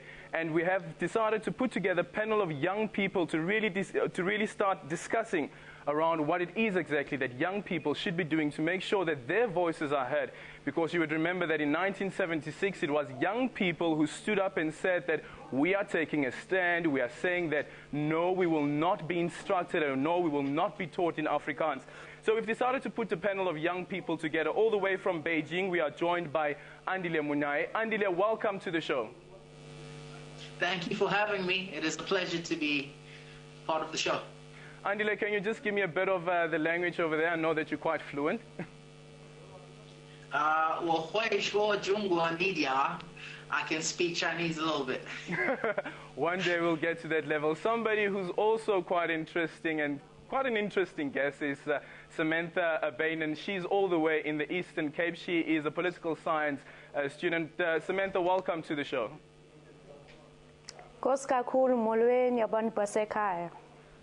Samantha, does the entire family know how to speak Xhosa? Hey, that one, it's a complicated question. Perfect. And back here in the studio, I'm joined by Siabonga Makata. Siabonga is from the NYDA. Welcome to the show, Siabonga. Thank you very much for having us. And our youngest guest on this panel is Fatima. Fatima is from EP Bowman Primary School. Fatima, welcome to the show. Thank you. And a very, very, very interesting guest that we have on the show today is Mpho Mailula. Mpho is all the way from Limpopo. And Mpho is now living in Johannesburg, but is living on the streets of Johannesburg. Mpho, welcome to the show. But first, tell us, how did you find yourself on the streets of Gauteng? Thanks, everyone. I want to greeting everyone. My name is Mpho Mailula. I'm 18 years.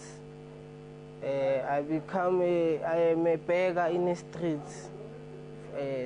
I came here in Jozi last year, February.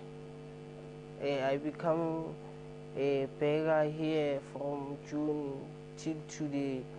I'm from Petersburg in Teflop. And when you left Petersburg, that was after you matriculated, and you say that you're an A student. Yes, year before I matriculated.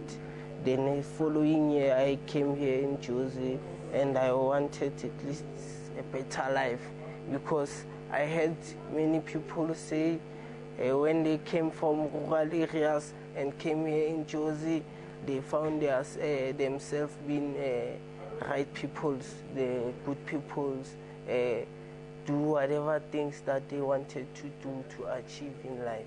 Yes, that's why I came here in Jozi. And just quickly, you said you came to Joburg, you wanted a job, first of all, but you're also looking to further your studies. You said you wanted to do some studies in water or something like that. Yes. Yeah, I wanted to study hydrologist, or found at least a job for me, at least to be a better person and do my career while I'm working.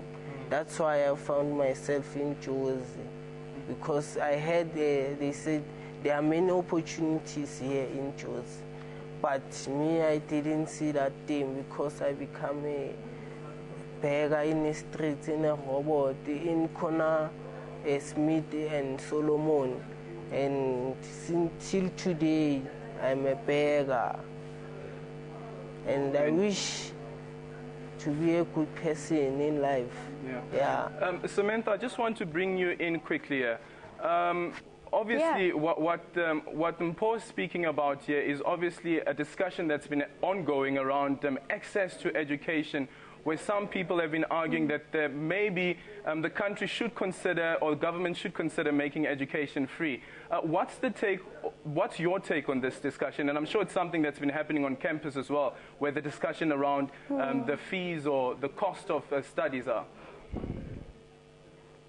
Well, I think there are two aspects to look at. The first is that one has to acknowledge the current autonomy of institutions of higher education and training, where fees and the amounts that students have to pay and eventually owe, because a number of students aren't able to graduate because of student debt, is set by the institution of higher education and training itself. So there's that aspect one has to consider. The second aspect is, of course, how the state or government intervenes in this matter. So we look at, for example, NSFAS, which has been set to fund students like Mpho so that they are able to attain, a qualification in higher education and training. And that NSFAS, that financial aid scheme was not only set to kind of assist students in terms of accessing entry into universities, but into our FET colleges as well. But year after year, we see the same crisis emerge, the same student protests arise when students are frustrated because not enough have accessed the opportunity to higher education. And that's the biggest question here, is why students aren't why aren't students who are academically performing and financially disadvantaged not being able to access opportunity to further their studies? That's the biggest question we have to, look at and answer. And even those who do acquire funding, why is it not full funding? We see and hear students, protesting for meal allowances, which they are yet to receive, book allowances, which they haven't yet received. A case in point is the University of Fort Hare. And one has to wonder, what is being done to help students, both current and prospective students of higher education? Siyabonga, I guess as the NYDA, those are some of the challenges that you've seen happen, and that's the reason why the NYDA has changed its strategy from moving away from just focusing on funding businesses or SMMEs. No, indeed. I think the story of Umbo is it's a very unfortunate one. And it's something that we should always ensure that it does not happen. Through sharing of information with young people in schools, in terms of opportunities that are available for young people to take advantage of. Because the reality is that as much as there's many challenges that continue to confront young people, including access to higher education, we can't wish away the fact that more young people from disadvantaged backgrounds have been able to access institutions of higher learning as a result of a number of interventions, including the NSFAS. And about 18 billion rand spent so far by government. Every year there's an injection that goes into NSFAS, but also there are institutions like the NYDA that have got, for instance, we've got a program which is the Solomon Mahlangu Scholarship Fund. It's a scholarship fund that assists young people who are performing very well in high school, but who are not able to access institutions of higher learning because they come from disadvantaged backgrounds. So I think this is some of the information that communities must be able to have access to, particularly at school level. One of the things that I think we need to demystify as part of the information sharing that we do with young people is that even in communities where we come from, other provinces, there are opportunities. You do not have to come to Gauteng for you to become a better person. There are opportunities in all parts of the country, in all the provinces, that young people can take advantage of. And I certainly believe that it should probably start at a very young age, where, for instance, in primary, where Fatima is at the moment, where those children are being taught that what opportunities are available in case they find themselves not being able to pay those studies eventually when they've decided what it is that they want to do. Fatima, tell me, in school at the moment, do you get that education? Are you being told what it is that you can expect after high school? Yes, we are sometimes told what we can expect after high school. Some of the teachers do tell us, but most of the time right now for us in primary school, especially in grade 7, we're most of the times focused on high school. And once we do get to high school, we're more focused on university. Okay, perfect. I want to go straight to Beijing. Andile, what's currently happening in Beijing? As it stands currently, China has the biggest or the largest education system in the world. In terms of accessing higher education institutions, what's happening in Beijing? Government has made it much easier for Chinese citizens to move from rural areas to the city to access universities. And in terms of the school fees, Chinese school fees is actually cheaper than foreigners coming to study into China. They're also having scholarship programs which encourage Chinese students to further their studies, where it is not only a degree, it's also a master where you are rewarded for continuing your studies. In terms of cost, it's not a big challenge for Chinese citizens, actually. And I understand as well that the Chinese government actually has a bursary scheme a bursary scheme that's awarded to Chinese citizens who want to go and study abroad. Yes, which makes it much easier for them. And it encourages students from primary school. They know if I am from a poor family and they cannot afford university for me, the government has already set up a plan for me from primary to high school and to study in university, whether it's locally or abroad. And while I was reading through your profile, Andile, you mentioned something quite interesting, and that's the relationship between South Africa and China. The current trade that's happening, China obviously now being South Africa's biggest trading partner. And in that profile, you also mentioned that you want to come back to South Africa and make sure that you instill some of those values as well as some of that education and some of the way of life that's happening in Beijing, and make sure that you instill that in South Africa eventually when you do come back to the country.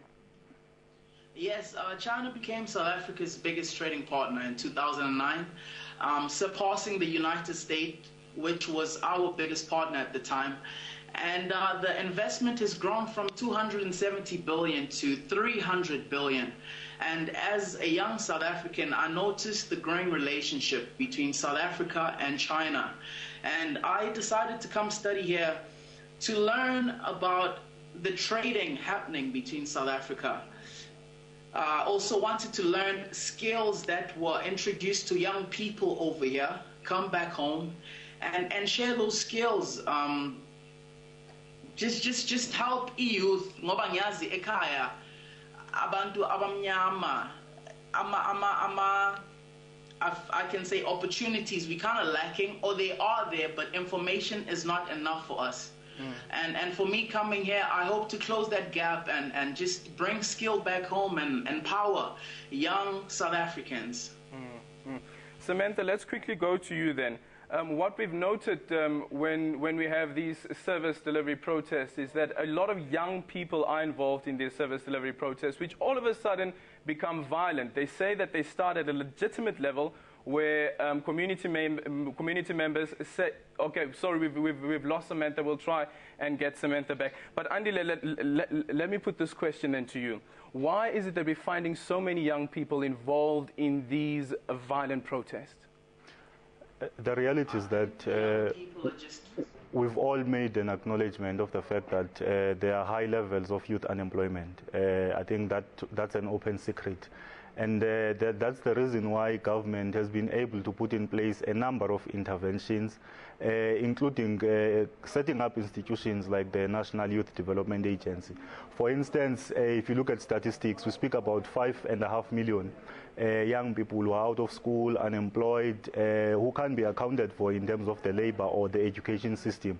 Now, interventions to make sure that you are able to bring those young people either into the labor market or into the academic institutions, or to encourage them to explore enterprise development, are some of the interventions that government has put in place through institutions like the National Youth Development Agency. Hence, we are saying that we are assisting young people to start or expand their existing businesses through our business grant program, because we believe that if young people are able to start their own businesses, they will be able to be employment creators, to contribute in terms of reducing the high levels of youth unemployment that we see.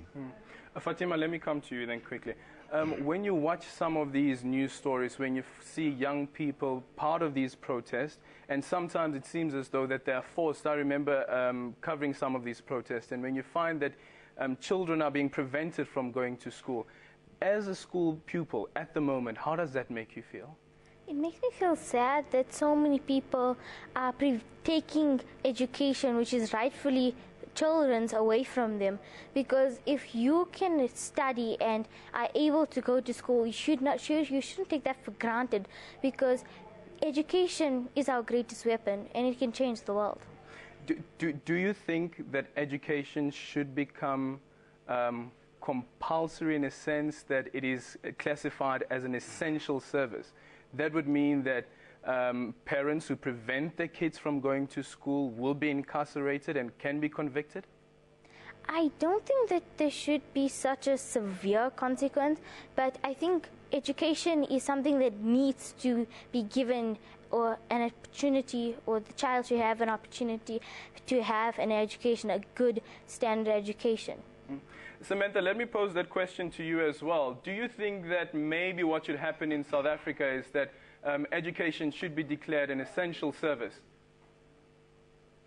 Yes, most definitely. Why not? We've also got to understand that at the heart of student protest and student unrest is underlying frustration at the fact that more than 3 million youth in South Africa are currently unemployed. And I don't believe that we should beat around the bush when it comes to this question. More than 3 million youth in South Africa are currently unemployed. So we've got to look at the question of education, access to quality education, and that education not only speaks to higher education, but basic education in terms of, are our schoolgoers, our school learners being equipped for entrance into higher education? And if higher education is not a particular route they wish to follow, is our economy conducive to supporting the growth of, or the creation and growth of small businesses? Because we have innovators in our young people. We have entrepreneurs in our young people. Are they receiving the support that is needed for their business to thrive in the current economic climate? And finally, on the question of access to information, I think this is critical because one has to ask whose opportunity. Because at the end of the day, the information that is needed by these youth is not given to youth, for example, in rural areas. I would like to ask, has the NYDA actually critically looked at their strategy on how to get information to youth, particularly in the rural areas? Because it's okay to say we've informed youngsters from so-called former Model C schools, for example, youngsters in the cities, but in our rural areas where I come from, where only I am one of 5 youth who have had access to higher education, and we've got no entrepreneurs in my community. I'd like to question, would the NYDA come and visit my community? Because it is a typical example here in the Eastern Cape of a rural community that has a lot of frustrated young South Africans seeking opportunities to better their lives. And we have to be honest about this question. We cannot beat around the bush when it comes to that. Of course, no one can deny that progress has been made since 1994, but we also have to look at how we can improve strategies around access to information, particularly in the rural areas. Yeah, and Siyabonga, the point that Samantha raised is quite critical. And here's the other issue that I've had, for instance, is that we're saying that we live in this new digital world. And some of those people who are in those rural areas have access to phones. Why doesn't the NYDA have an app, for instance?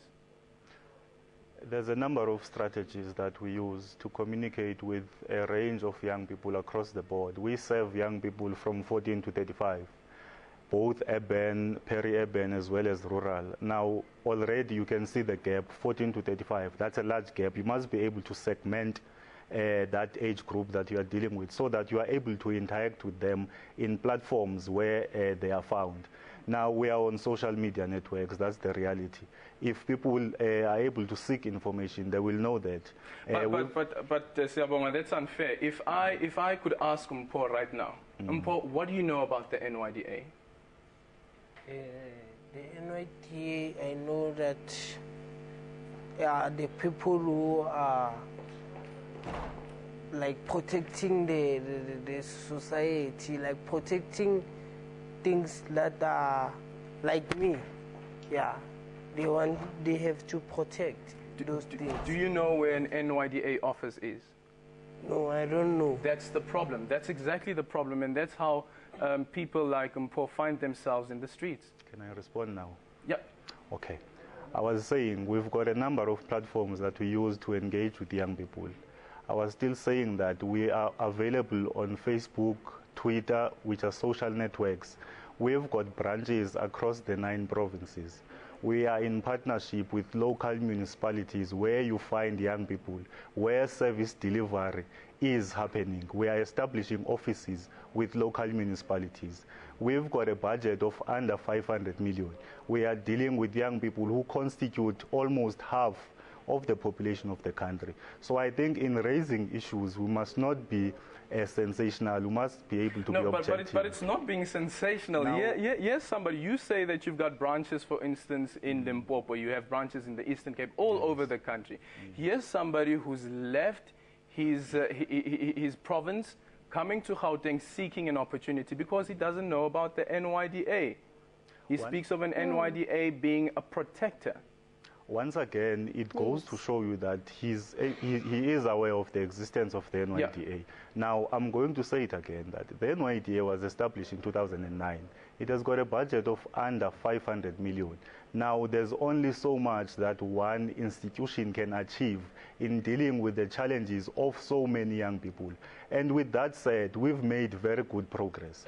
And we can point out to many young people who have interacted with us on issues of education and skills development, enterprise development, health and well-being.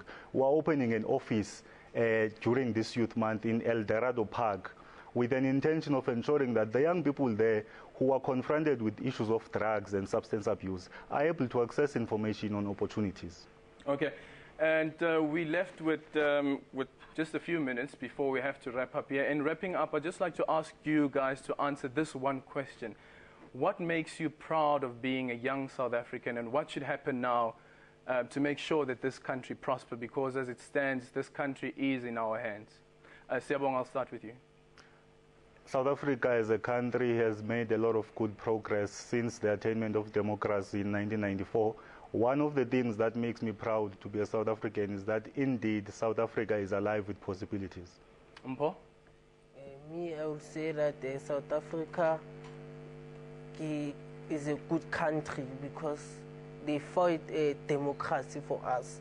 Now, as a student, as a young person, I can beg, but those times before 94 backwards, you cannot beg because they will do you something wrong or something, because you know the rate of people were not equal. Yeah. Fatima, what makes you proud to be a young South African, and what's your hopes for this country?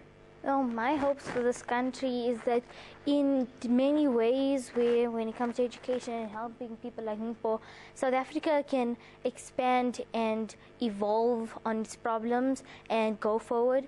And what makes me proud to be a South African is that our country has been through much, but we still have that fighting spirit where we can learn from our mistakes and move forward. Samantha, in 30 seconds, what makes you a proud South African, and what should happen to make sure that this country prospers? I think that I'm proudly South African because there's just so much potential in all South Africans, irrespective of their race, their gender, because I'm very pro-woman, their religion, ethnicity, language, and even age. And I think that what needs to happen is we need to create a truly free and fair society where opportunities are afforded to all people to better their lives. Andile, back in Beijing, I'm sure you're flying the South African flag very high. Very, very high indeed. What makes me proud about being South Africa is the gap from 94 to present, what we have achieved within that short time. The world sees us as the mother of democracy. Our rights within races, within sexes, we are all equal. Although we are a young democratic nation, we are a growing nation, and it's just a beautiful place for different people to share their ideals and ideas. Okay, perfect. Well, that's how we wrap it up. Happy Youth Day to all the young people out there, and keep on having this discussion. What makes you proudly South African, and where do you fit into the narrative of this country?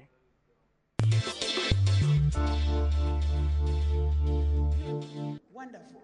Viva, Madiba, Hurre. And then I started looking at other presidents. Well, welcome back to Inside the Venue, where it's all happening.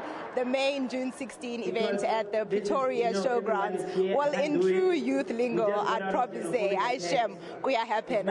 Very exciting people taking their to the stage. But of course, today is about the youth of South Africa, and 3 of them from different parts of the country are joining me now. Just tell me your name and your surname, where you're from, and what you're doing here today. My name is Ingasara Overall from Eastern Cape and the region of Afranzo in Mount Frey in St. George's Senior Secondary School. I'm doing grade 10. I'm a 15-year-old girl. I'm doing the commerce subjects.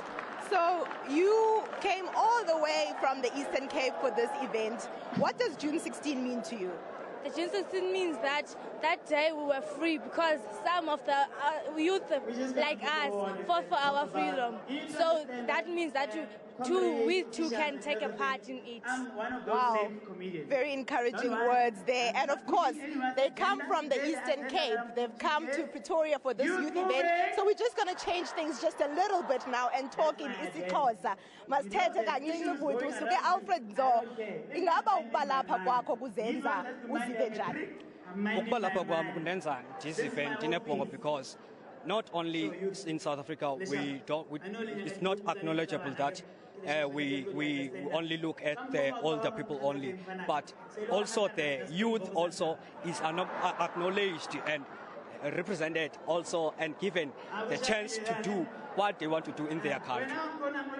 Well, he told me that he wanted to speak in isiXhosa. There he was speaking in English. Very last one, just why are you here today?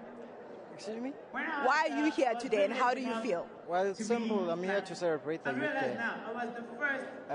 Because it means a lot to us as the youth. It's the day we gained freedom as the youth on 1976 on June 16th. Yeah.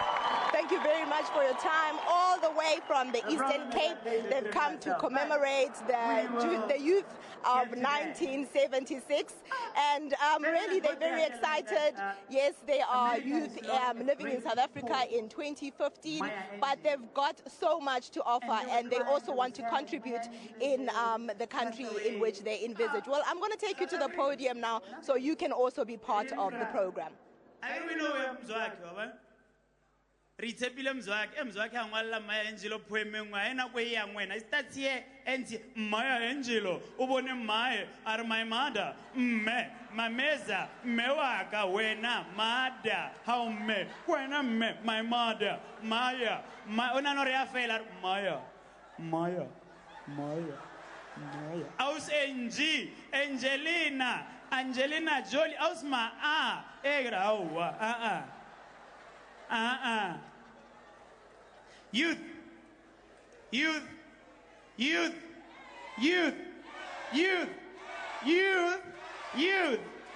I will call you the model C name. Hey, my jazz go body fly did that. Ladies scream. Gay people do whatever, like it's. You can do whatever. It's a free country. Oh my God. Have you ever imagined if gay people were involved in those struggles? Like, my thing is, if gay people have been in South Africa all along, how come we don't have one picture of a gay comrade during the struggle?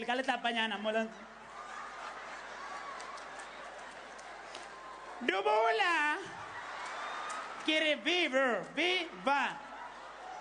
We don't even have one picture. If they were there, I get never to be involved. I got those struggle movies.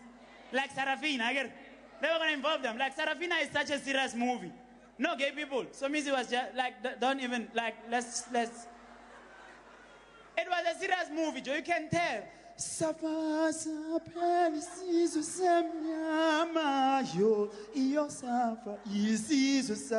And then they decide to hum. Tululu. Someone just decided to speak Tulu. They beat us. Tululu. Here, Tululu. Imagine same scene, gay people. Only. The movie was not even going to be called Sarafina. It was going to be called Sarah Jimmy. For one, but now let's say, oh, Safa, Sapeli, Caesar, iyo safa isizwe. Then they decide to speak Lebon. You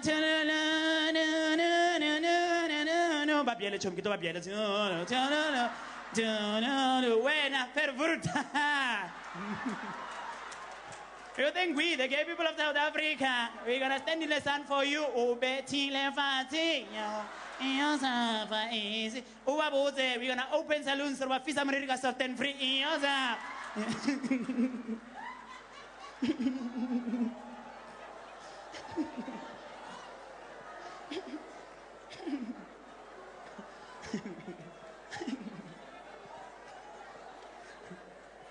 I don't have a problem. I don't have a problem with gay people. I'm friends with everyone. All I'm saying is, I don't know about attention to the gay. Hoka feta banyana baba 5. Hona le gay mohar o sa e bone. Dumerisa we. Dumerisa ke na tlo tlhaella banyana bala feta eh le ladies ke na re sha buena. Ke re ha re bone we isi.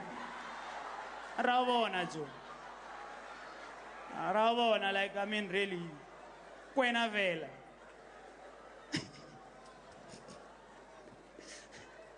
Youth. Youth. Youth. Youth. Youth. Mind your metric, mind your education. I get it. You guys get embroiled in like, you start having relationships, you're growing up. So I'm gonna teach you how to choose. How to choose well when it comes to women and what. I have my own ways. I choose financially. I choose well. Like the last time I dated a white girl, I was very economical.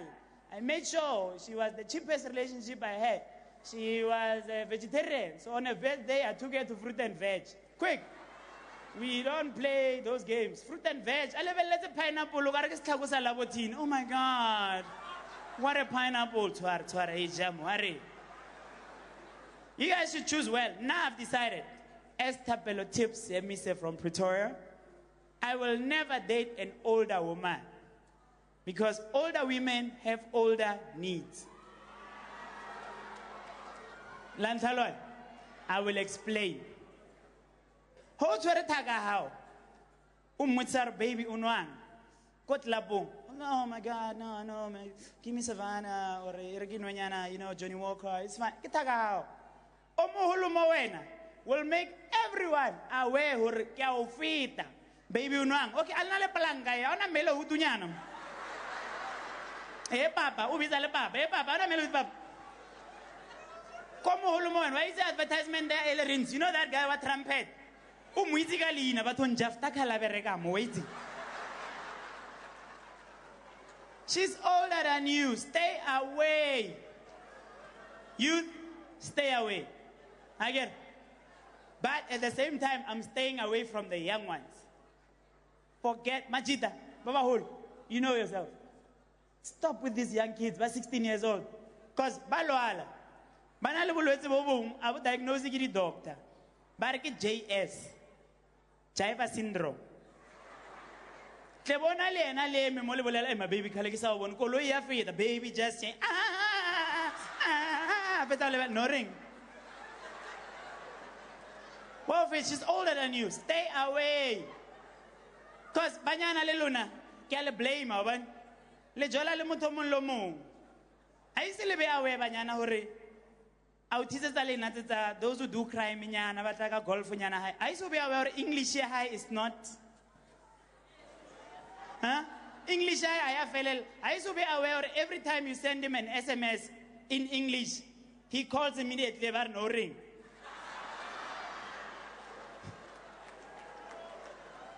He's older than you. Stay away.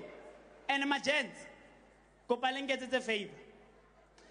Can you guys stop picking up these chicks with stupid pickup lines that makes us look the same? Well, welcome back to Inside the Hall as we wait for the program to commence here. There's a lot of entertainment that is keeping the guests here. I know that some dignitaries have arrived. We've been speaking to a lot of them throughout the morning. But of course, today is about the youth, and we're we've got more lined up for you to talk to us more about what they are doing here. Tell us why you're here today. Okay, actually, yeah, I'm here to come and gather information, which when I'm going back where I'm coming from, I'm going to share with other young people there. And at the same time, I'm young, I'm very youthful, I have to enjoy myself equally so. But the utmost importance is that I'm going to share the mostly information with other young people where I am from.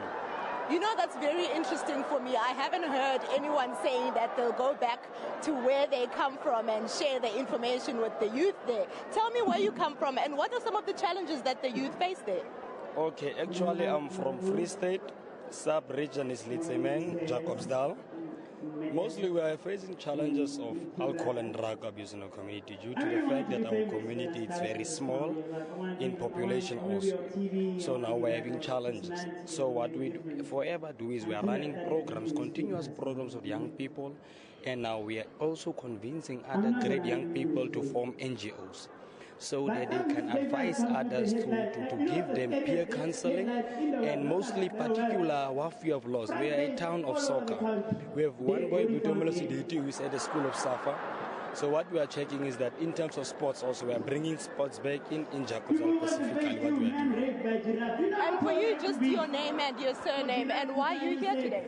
I am Tabang Faku from the Litsemen district municipality from Jacobsdal, and we are here to come and embrace, come and honor, and come and remember what those in the past, like the famous Chris Hani, have done back then to fight for our freedom, and also for us as youth of today to come and live a better life and living out of the box and out of our fears and remembering why they did this for us. You know, the theme for today is youth moving South Africa forward, and you talk about embracing those who fought in 1976. How do you do that as the youth of 2015? We do that by only honoring and only trying to do what's best. We are only human, of course. We do make mistakes, but at all times we try and try and put life into a different perspective and try and put ourselves in their shoes. If they were us and they saw that what we did and what we're doing now, it would be a disappointment. So we try and live up to them and try and follow an example of what they wanted the life of today to be with. Of course, just coming back to you, it would be unfair to maybe compare the youth of 76 to the youth of 2015 because we face different challenges today. But how does youth in 2015 meet government halfway? This thing is very simple, man. How does the youth now meet government halfway? Is that young people, mostly if you can check in rural areas, they are taking initiative by saying that when they are starting now with the things of youth in business, they are running dialogues. Where I'm coming from, majority youth are running now youth dialogues. Mainly our provincial government, which is led by Ismail Hashule, have sent a team to Jacobsdal to engage young people in dialogues, to start with youth cooperatives. We are mainly concentrating on that. You've got a lot of things that you want answered as well, coming from where you come from. What are you hoping the president is going to say here today? No. I think, according to my personal view, I think that the president must mostly touch on the issue of education, then secondly, touch on the issue of skills development, mostly on the issue of how do they then assess these cooperatives, youth in business, how do they then assess them? You'll find it that programs materialize, but mostly the information does not come to such areas which are so small, but they are meeting them halfway. You also spoke about issues that are facing the youth in 2015. Talk to us about, he's spoken a lot about unemployment, drug abuse and crime when it comes to the youth. How can we address this? I think we need to address it in a more of a youth way. In order for them to understand us, we need to speak the language that they speak. So we have to be more open to them, since everything now is a freedom of association and a freedom of choice. So we do everything in a sense of freedom for them to feel at home also, so that we can touch on those facts and mostly embrace and mostly focus on them, so that they can also understand what was happening back then and what is the differences from then up to now, so that we can also try and put out to them that unity is what we're focusing on now. That if we only stand together, it is then that we can make the change. You know, the youth of today should be like the youth of back then, of the past, the 10 years back, the 100th back anniversary. That's the kind of youth that we need from today. Just explain to me, what do you mean to speak into in their language? We can't now be hashtagging everything. We can't be on Twitter, all of us. Tell me more what you mean to speak in their language. Speaking in their language is just like trying to make everything much more clear to them, and most of a simple language. For instance, if a young person like me can perhaps go and address to the youth, it's only then that the youth will be able to listen, because it's someone in their very same age, it's someone with experience, knowing what I'm talking about. Thank you very much for your guys' time enlightening us and giving us your views on Youth Day. I know that Eldrin's got someone outside. Eldrin, to you? This is a big thing. No, come on, man. What does it mean? It seems that Adrian is having some technical issues here. We do have another youth with us to tell us more. Why are you here today, ma'am? I'm going to celebrate Youth Day. So, since our sisters and our fathers told us about apartheid and what, so now I'm grateful about everything here and I'm happy. So I want to learn more. You want to learn more? That's very interesting. What are you going to do with all this information? Our sisters, children, we're going to teach them how their mothers growing and everything past them. All right, I just want to speak to this guy next to you. Just give us your name and surname and where you're from. My name is Tirman Tapi. I'm from Witbank. Tell me, for the people in Witbank, do they know much about the youth initiatives that the government has actually rolled out for them? Apparently, in Witbank, there's not much programs because the thing that is happening there, most of the guys, they are taking drugs and stuff, and most of them, they abandoned schools, and we got too much teenage pregnancy. So normally we don't have much program in Witbank. They were not answered back. They decided to go into. But what do you think government then needs to do in order to meet you halfway? Because you also have to do something as a youth in order to make sure that you eradicate these challenges. They need to implement programs, youth programs. They need to build facilities because we don't have that much facilities in Witbank. And another thing, most of us, the schools in Witbank, they are not that much appropriate. Normally, more especially the schools in the township, the education there is not that much well, but we're trying. I think the government needs to come there and see what's going on and what's happening, so that they can implement those things that we need. Because normally we don't get that chance to speak. There's nothing much that's happening there. Thank you very much for your time. Well, those are youth from various parts of South Africa telling us that what they would like to see, the changes they would like to see in their communities. For now, let's go to an insert on the NYDA studio.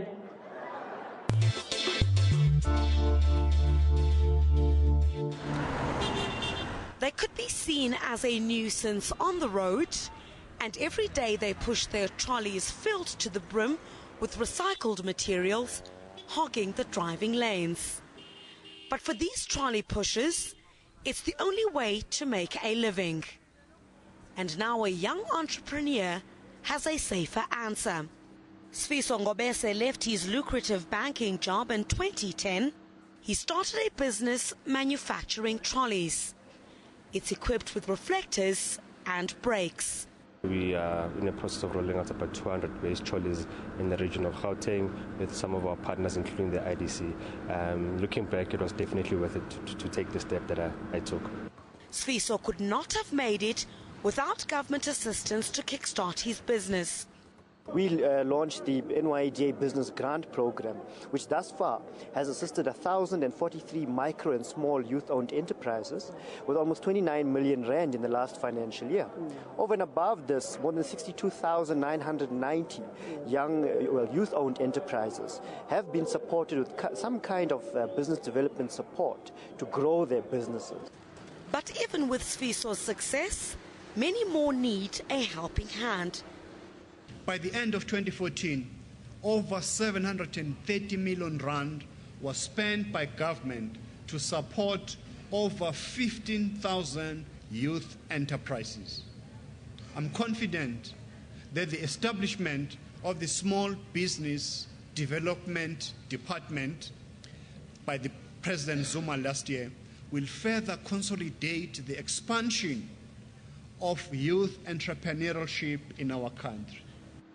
And recipients of this help are soaring to new heights. Well, Sfiso Ngobese is one of the lucky youth to benefit from the National Youth Development Agency. But there are millions of others who are still sitting idly. And as Youth Month is marked yet again, there is greater pressure on government to address the plight of those many others. Criselda Lewis, SABC News, in the Johannesburg CBD.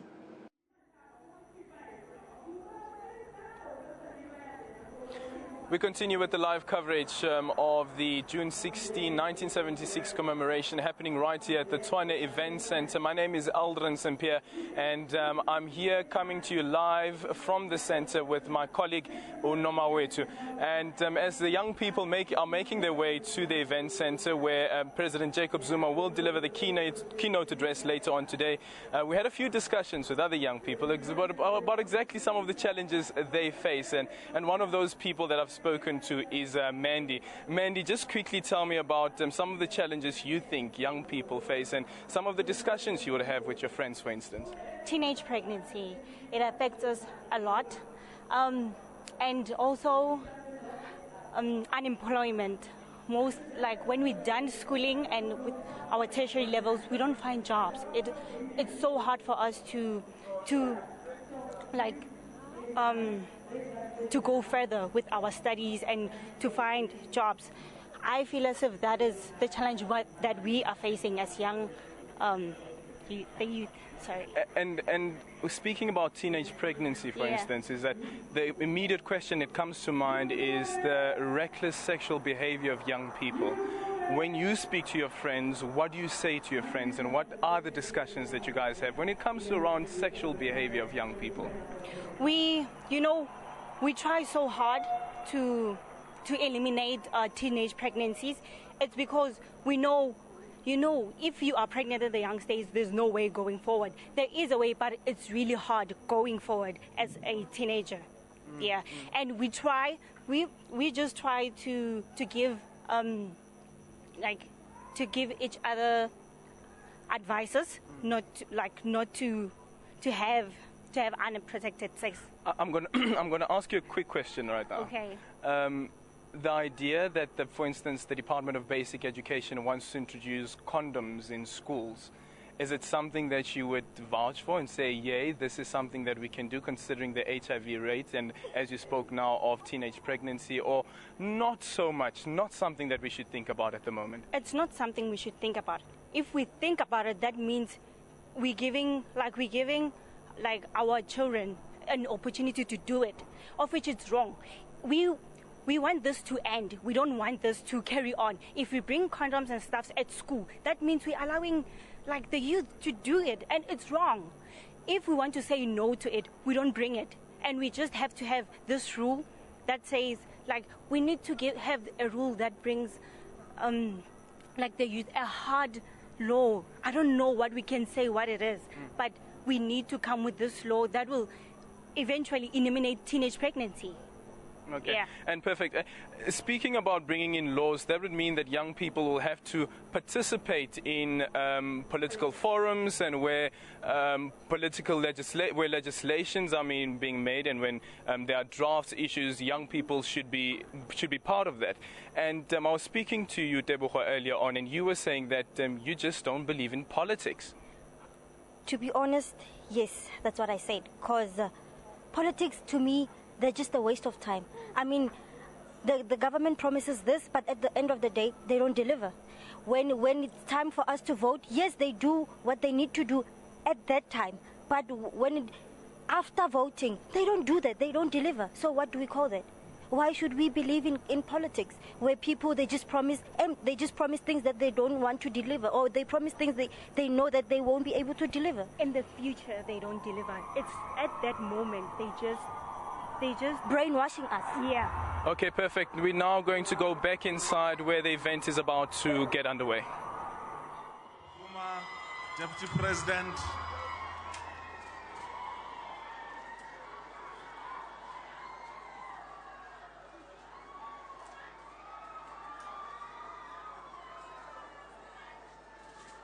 why have we stopped screaming?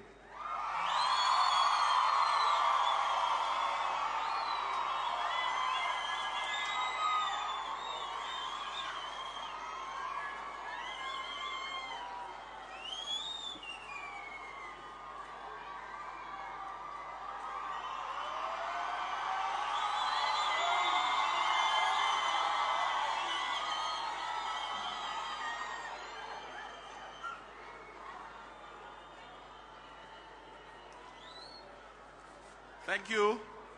Thank you very much. Can we remain standing? Can we remain standing for a moment of silence? Rikupabo ntate libo abuti batlubule dikuani dikepisi.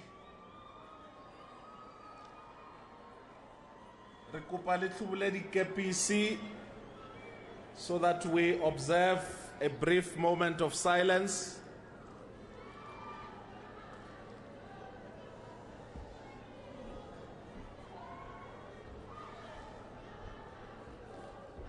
Thank you. We, while still standing, are going to request the South African Military Health Services Band to lead us in the AU anthem and also in the national anthem.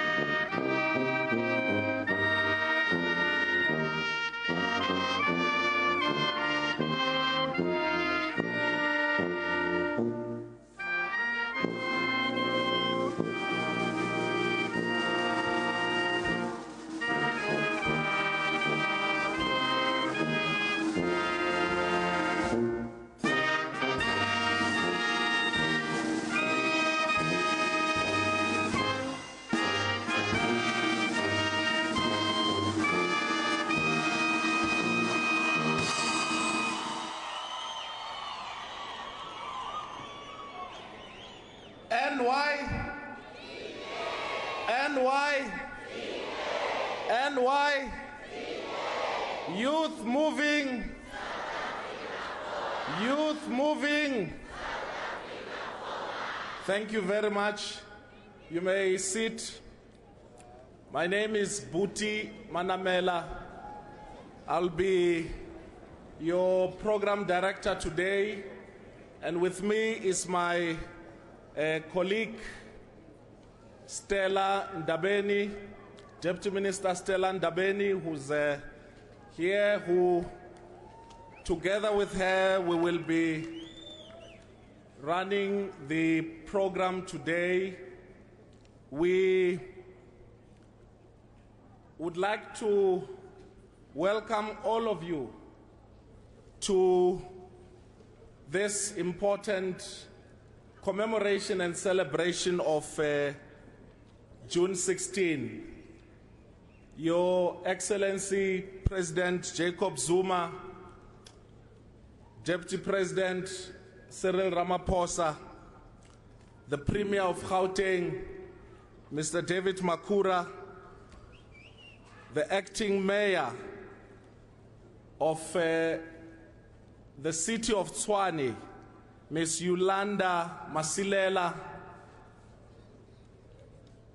the Chairperson of the NYDA, Mr. Yashin Pillay, MECs, councillors, mayors, ministers and deputy ministers, invited guests and other dignitaries, our veterans, including Umamwini Mandela, who's here with us.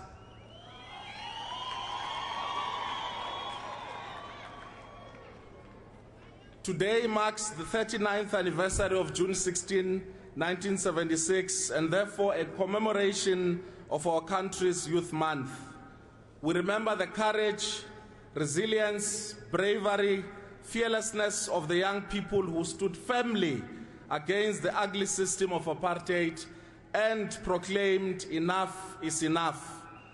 We remember their power in the face of live ammunition, grenades, tear gas, and shambox held by men who were sent by the oppressive and repressive regime of apartheid to suppress their voices. We remember their shouts as they clenched their fists in the air, panting a Bantu education, down with apartheid, forward with democracy, release Nelson Mandela. We dip our banners to the fallen heroes of that day and to those who took the banner and died in battle.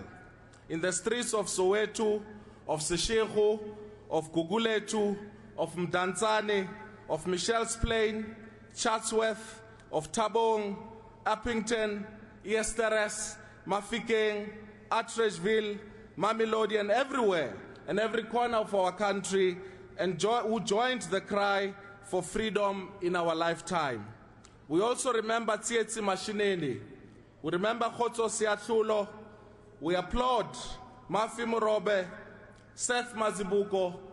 We applaud Supa Mloyi, Daniel Munsisi, Sibongile Mtembu, Mkabela, Paul Langa, and Hector Peterson, and many others whose bodies were pierced by the bullets of the uncaring apartheid system. We celebrate the June 16 detachment that squeezed the borders of South Africa from the borders of Angola, Mozambique, Malawi, Lesotho, Namibia, Botswana, and everywhere else where soldiers of MK, Apla, and Azandla found their base. We remember Solomon Mahlangu, we remember Bani Mulukwani, we remember Steve Biko, and many others who died young while defending this freedom, while fighting for our liberation. And to them we say, your life was not in vain. You have brought us democracy. You have fought for a better life for all, and for that we shall never forget your contribution. And in taking forward the banner of struggle, we pledge to end drugs, alcohol, and substance abuse. We plan to make education fashionable. We plan to protect our libraries, clinics, and schools from being burned down during service delivery protests. We will forever look for a hand up and not for a handout. And we will forever remain committed to build a better South Africa. As you took up guns, we will take up books. You brought an end to apartheid. We will bring an end to illiteracy. You ended corporal punishment. We will bring an end to teenage pregnancy. We will unite as the youth, black, Indian, colored and white, as patriotic citizens, as South Africans, in order to ensure that we continue with the fight that you have started. And I want you to join us as we say that as the youth of 2015, we are moving South Africa forward. We are moving South Africa forward. Youth moving. Thank you very much. We would like to take this opportunity to invite the acting Mayor, Councillor Yolanda Masilela, to come and give us a welcome address on behalf of the Mayor of Tshwane.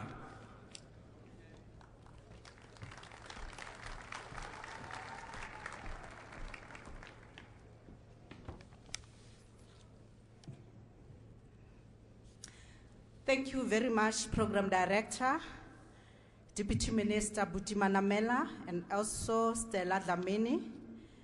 Let me take this opportunity to welcome in the city of Tshwane our Honorable President of the Republic of South Africa, uMongameli Jacob Zuma. Allow me also to welcome the Deputy President of the Republic of South Africa, Deputy President Cyril Ramaphosa, ministers present here, deputy ministers, the Premier of Gauteng, Premier David Makura, and all other premiers present here today. Let me also welcome the members of the executive committees from all the 9 provinces of the Republic. Let me also welcome the premiers of other provinces, the members of the mayoral committee, councillors, Umama Wetu, Umama Winnie Mandela, all dignitaries present here. Let me also welcome the veterans that are present here today and the leadership of the National Youth Development Agency, our youth ambassador and special guests, members of the business, community-based organizations and faith-based organizations, media, young people from the length and breadth of our country joining us via the televisions, radio, and social media, and the people of South Africa and in our city. Program Director, we are bestowed with great pride and immense honor to welcome you to the capital city of Tshwane on the occasion of the 25th anniversary of South African Youth Day and commemoration of 1976 June 16 uprising. Today we mark this milestone in the history of our struggle against apartheid celebrating. We celebrate the heroic action of generation of young men and women who committed their lives and the entirety of the youth to ensure that today we can all say free at last. And indeed, we are all free. As I welcome you to the most youthful city of our young democratic South Africa's cities, allow me to say the few words intended in making you feel at home. Honorable President, our Isitalo and the former president of our movement, O.R. Tambo, who once charged, I quote, "A nation that doesn't take care of its youth is doomed to fail," close quote. But indeed, we can, without sheer doubts, say we have heeded those words of wisdom and did what had to be done. We can attest to the success and strides of our government in the last 20 years in leading an agenda for youth development, demonstrated by a huge investment in skills development, talent, education, arts and culture, and their 21st century need to remain connected with the world, amongst others. Fellow South African, as we welcome you to South Africa's most useful city, we pledge to guide and support our young people to be active and disciplined agents for progressive change. Inspired by the sacrifices of the class of 1976 and the erstwhile generation of Peter Mokaba, Solomon Mahlangu, Stanza Bopape, and many other of heroes and heroines. In this regard, Program Director, our youth have to remain very vigilant, expose and isolate counter-revolutionary tendencies, masking as their new savior.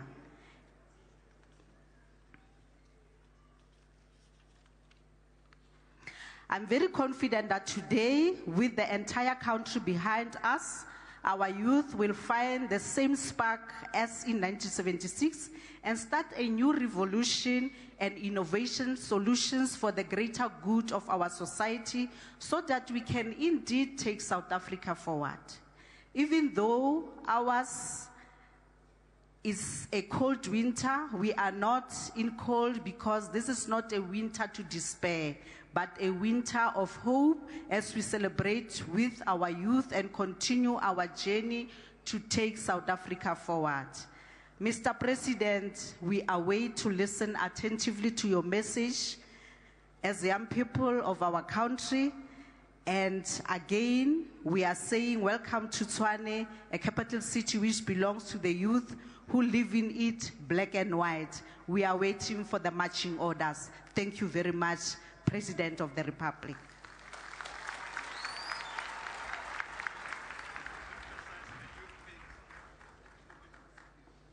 Thank you, Executive Mayor. Beautiful South Africans, allow me to say at this moment, long live the spirit of Teboho Donald Mashinini, long live. Long live the spirit of Hector Peterson, long live. Long live the spirit of Hastings Ndlovu, long live. Let me just correct one thing as I have taken the podium, that I have been introduced as Estella Dlamini or Deputy Minister Dlamini. I saw the President looking at me wondering, where is Mr. Abrahams? Maybe, President, there needs to be a swap somewhere. I don't know if I must be born by the Dlaminis because I'm happy with the Abrahams. I am Stella Ndabeni Abrahams, the Deputy Minister of Communications and Co-Program Directing with Deputy Minister Manamela today. Ladies and gentlemen, vandaag ek sal 'n bietjie praat. Not because I'm forced to, but because I have a choice. Whilst I say that, die van Zuid-Afrika het 'n trotse story van straight and opbevoering om te vertel. Because I can, and nobody is forcing me. Whilst on that note, ladies and gentlemen, as young people, we also acknowledge that the future challenges us to continue writing this story into a story of unity, prosperity, progress, and justice. Having said that, allow me to invite on stage the National Chairperson of the NYDA, Mr. Pillay. Please come and talk to the youth of our country, sir.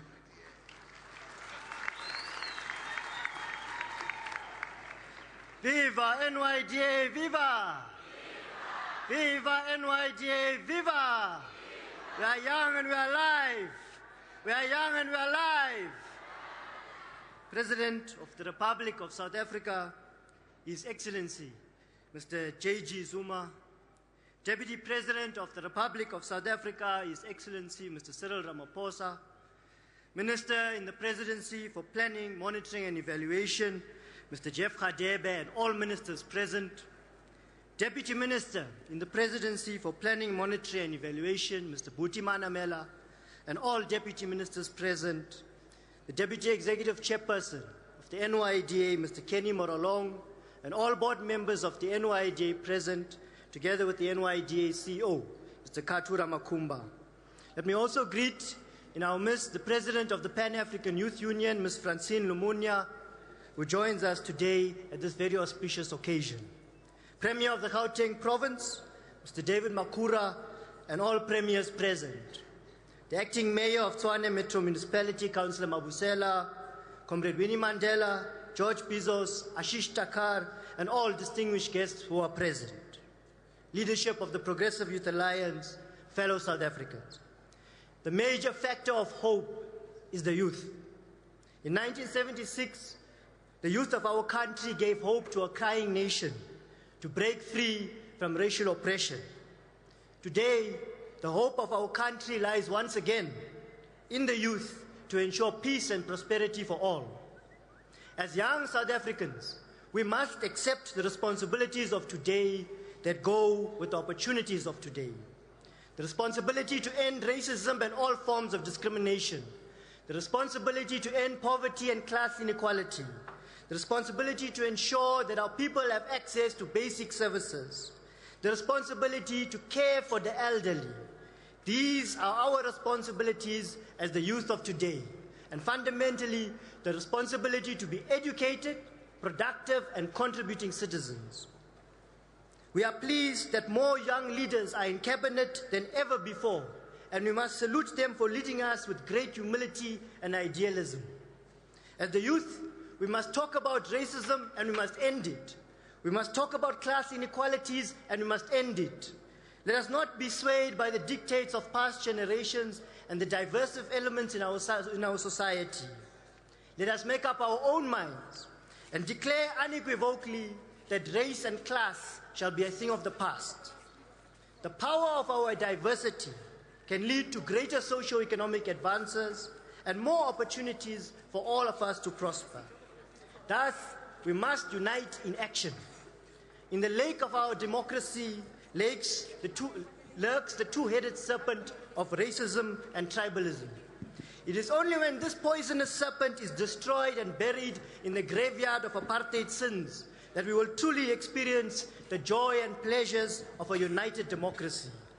Government and the private sector have an equal responsibility to develop our youth. Every government department must have a youth development program. Every local municipality must have a youth-built infrastructure program to train young artisans. The private sector must boldly invest in youth and youth development programs for the empowerment of our young people. Since inception in 2009, the National Youth Development Agency, or NYDA, has assisted more than 6 million young people with some kind of product or service to better their lives.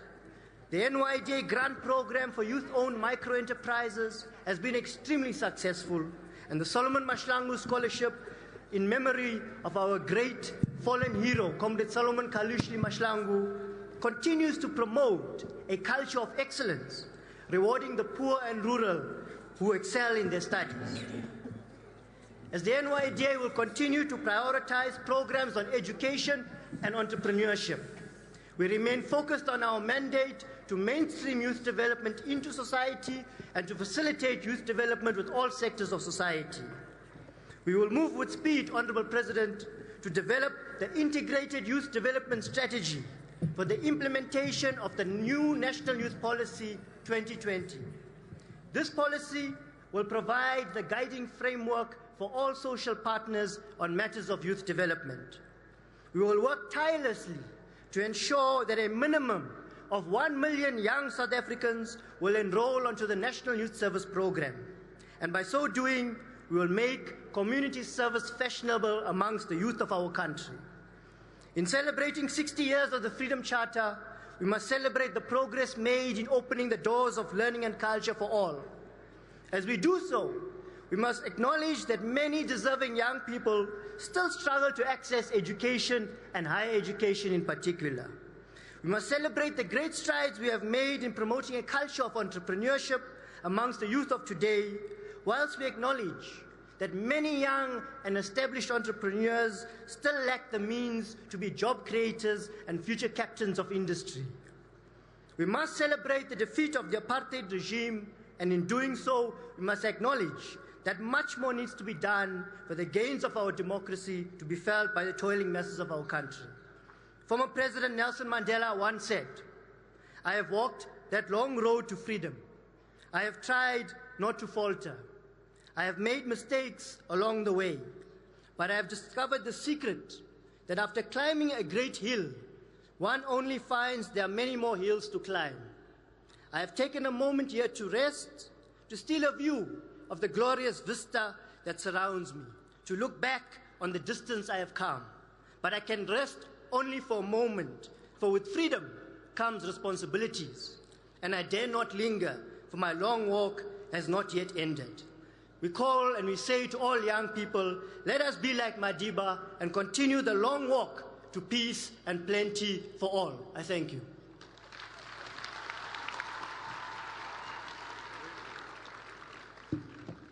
And why? And why? Thank you. We, over and above Mam Winnie Mandela, we also have in our presence the following veterans. We have Mama Sophie de Brain, who's here, who's sitting in front, who's part of the leaders of the Women's March to the Union buildings, who said that we should do away with passes and that we should also fight for the liberation of women. We also have in our presence Advocate George Bizos. Many of us know him as the lawyer of Utata Nelson Mandela. It's not the one who's standing up. The one who's standing up is the Premier of Northwest. But we also have in our midst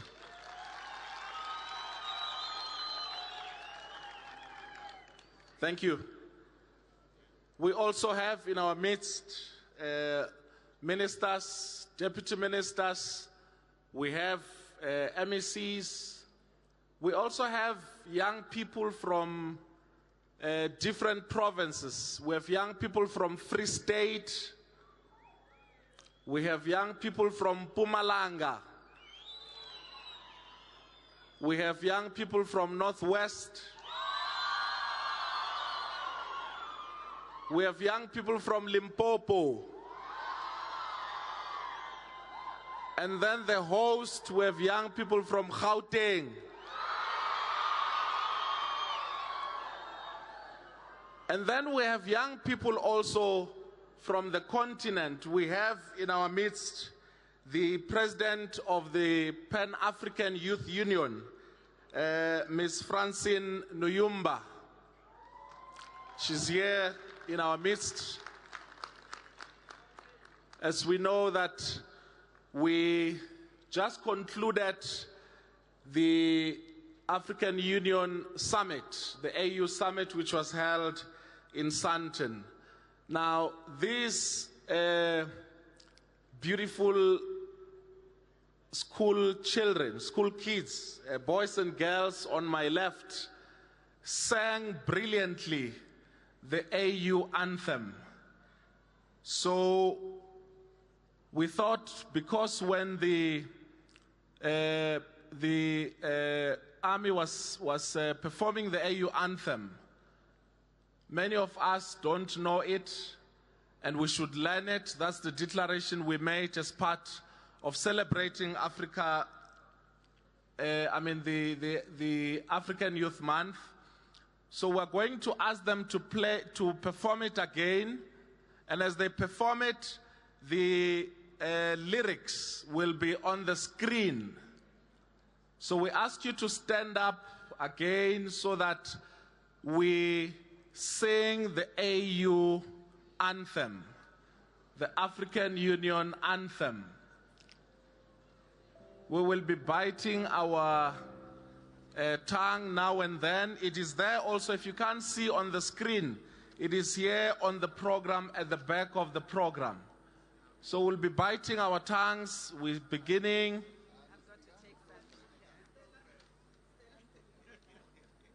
But with time, we will learn the AU anthem.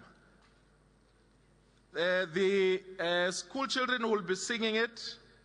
are from Ratsepo High School in Hammanskraal. Can we?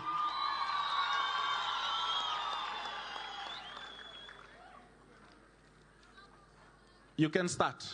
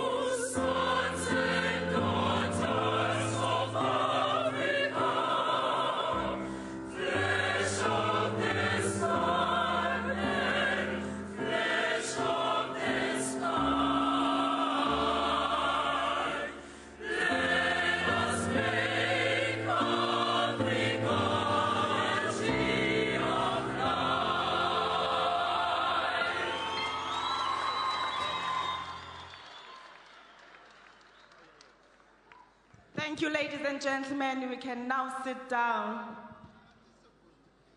They are going to give us another song because this is a day for celebration of the great work that has been done.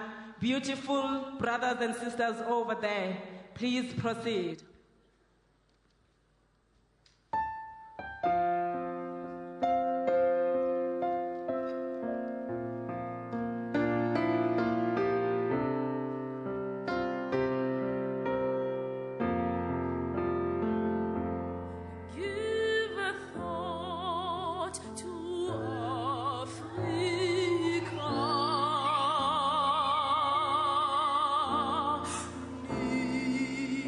The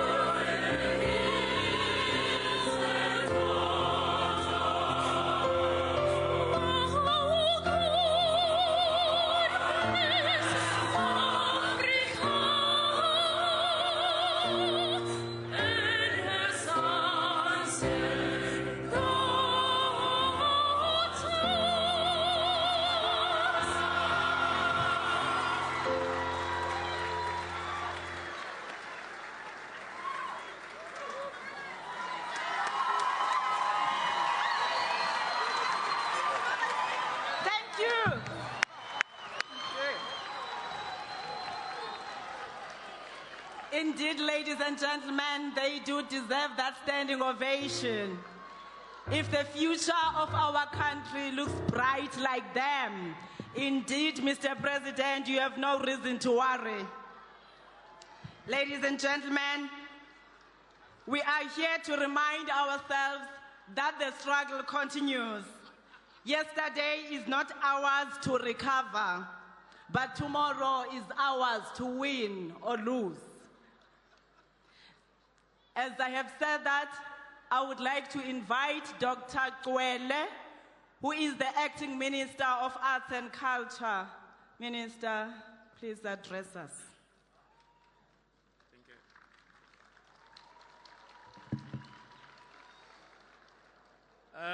Program directors, Deputy President, Premier, Acting Mayor, all protocol observed.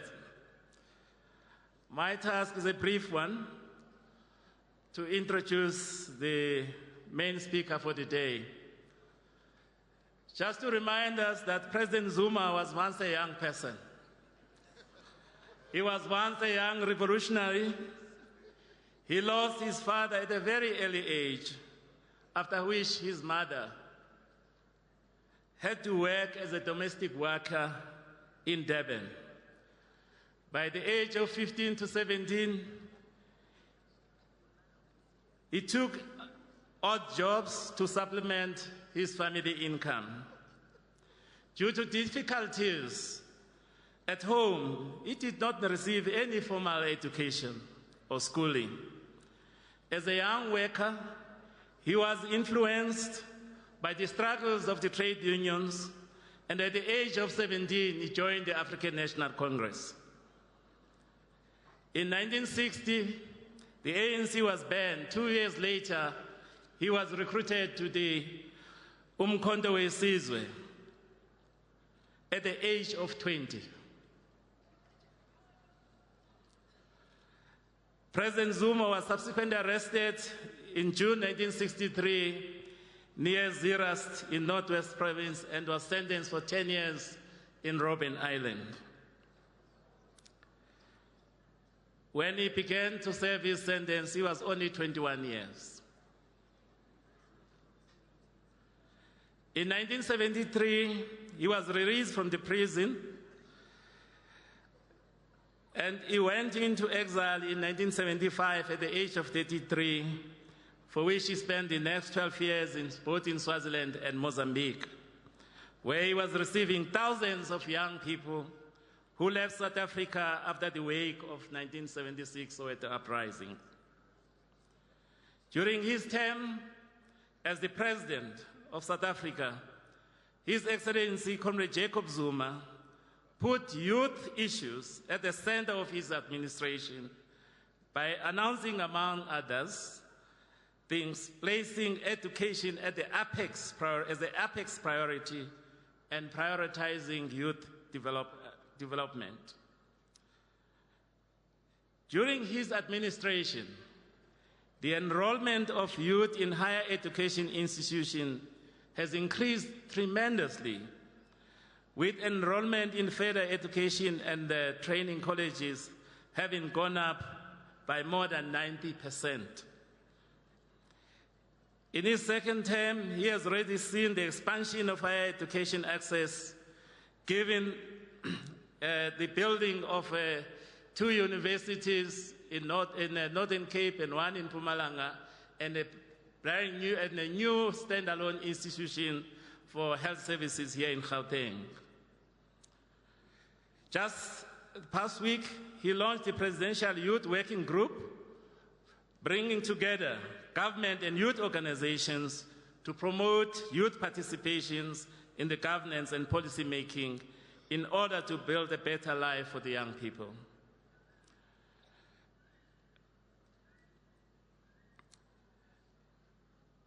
As a young person, he joined the struggle for liberation to free South Africa, and he continues to prioritize these young people in order to create better life for all South Africans.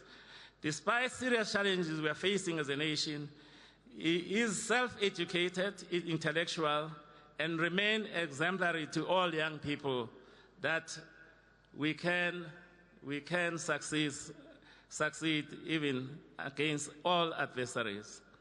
With those few words, ladies and gentlemen, I'm pleased to introduce today our main speaker, His Excellency, President Jacob Tshisekedi Mhlanganyelwa Zuma, to address the nation. Thank you.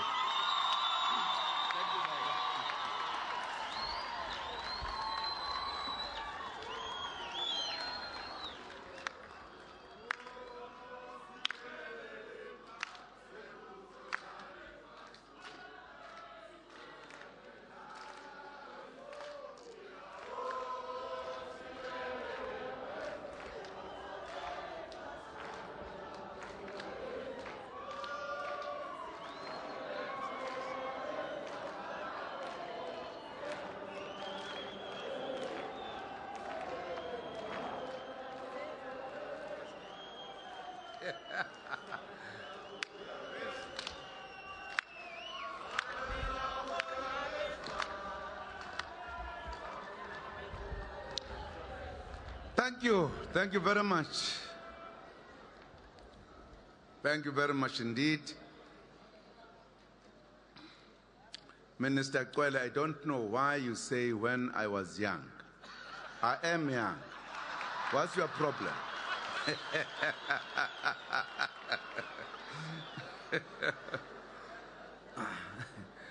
Do you see an old man in me? Huh?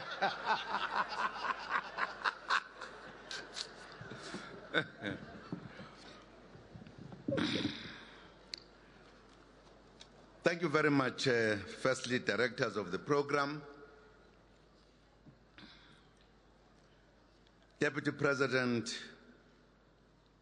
Cyril Ramaphosa, Acting Minister of Arts and Culture, Dr. Siyabonga Cwele, and all ministers present here, premiers who are here, led by the Premier of Gauteng, David Makura, and I've seen the Premier of Northwest, and I'm sure others are around. Acting Mayor of Tshwane, Miss Yolanda Masilela.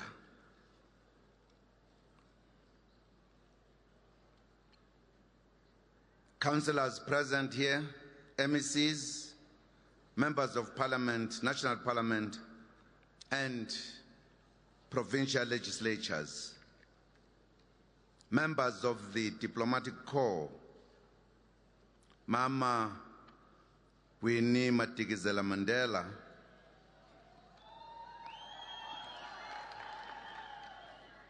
and all other veterans of our liberation struggle, and those who were struggling by defending us, saving us from going to prison. Ukhona umdala la, okhona. Nimbize nathubani? Niyamazi, advocate, but he's an acting judge as well, George Bezos. He represents a special breed of lawyers in this country. And many have left and he remains. Captains of commerce and industry, performing arts, and the musicians who are with us here, the youth of our country, fellow South Africans, Sanbonani, Dumelang, Molweni, good day, Goeiedag, Abshane, Diperile. It is in the afternoon, Diperile. ngiyazi.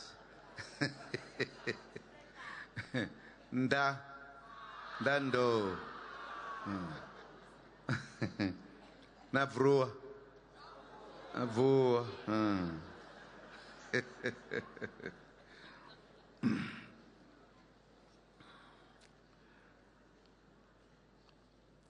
Colleagues, we have gathered here in Tshwane from many corners of our beautiful country to commemorate the 39th anniversary of the tragic but heroic events of June 16, 1976. June 16, which is now marked as National Youth Day, commemorates the sterling and selfless contribution of young people to the freedom and democracy we enjoy today. Determined and brave young people demonstrated their hunger for equal citizenship, equal education, freedom, justice, dignity, and a better life. In memory of the youth of 1976, we extend warm greetings to all our young people here at this event and throughout the country. We also warmly acknowledge at this event in particular grade 11 and 12 learners from Mount Elif in the Afrenzo District Municipality in the Eastern Cape, who are here on a special school tour to Tshwane. We also welcome the adorable school choir from Hammanskraal, who also performed at the AU Summit in Sandton this week, the ones who were performing here. I've listened to the AU anthem even at Addis Ababa. I've never heard it sung so well, so distinct. They have just won an award as a school recently. This is your day as young people, all of you, all over South Africa. This year, we have adopted the theme, Youth Moving South Africa Forward. The theme takes into account the fact that while the youth of 1976 fought for freedom and the creation of a democratic state, today's youth activism is directed towards successfully tackling the triple challenge of poverty, inequality, and unemployment. To tackle these challenges successfully, you must empower yourselves through education. We have thus made education an apex priority since the dawn of freedom, because we believe it is a most effective weapon in the ongoing fight against poverty, inequality, and unemployment. Let me point out as well that today is a day of the African child, which is commemorated every year on the 16th June by member states of the African Union. The AU designated this day in memory of heroism of South African young people in June 16. The day is used to highlight the rights of the African child. The theme for this year's Day of the African Child is, quote unquote, 25 years after the adoption of the African Children's Charter, accelerating our collective efforts to end child marriage in Africa.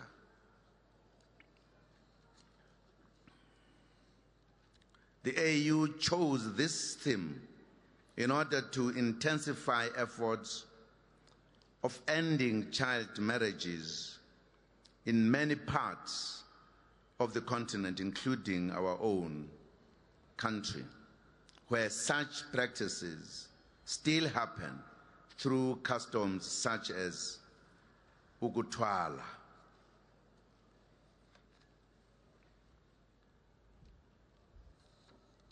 We add our voice to the continental call for an end to these practices which are harmful to women and children.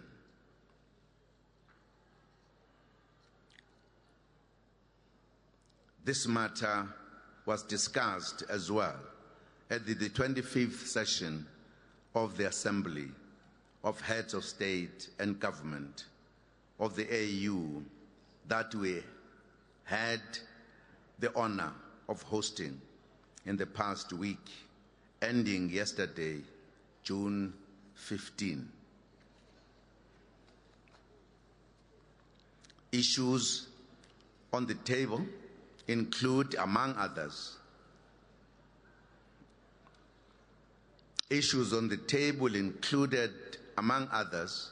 the promotion of regional integration and inter-Africa trade, championing the advancement of women, which was the core theme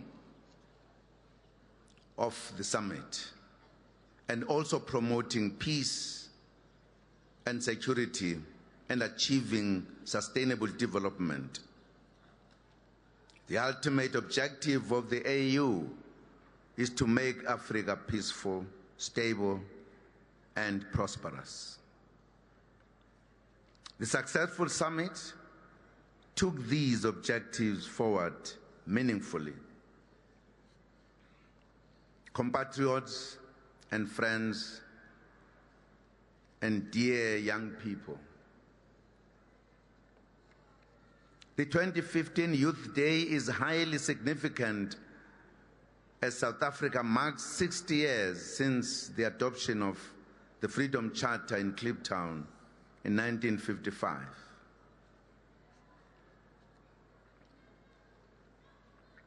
The Freedom Charter declared, amongst others, that South Africa belongs to all who live in it, black and white, and that no government can justly claim authority unless it is based on the will of all the people. That was a powerful, visionary, and reconciliatory statement which set the tone for the non-racial democracy that South Africa has established. We want you to inherit that legacy of unity in diversity, non-racialism, and anti-tribalism. We want you to love and respect one another as South Africans and as Africans, regardless of race, color, creed, or mother tongue that one speaks.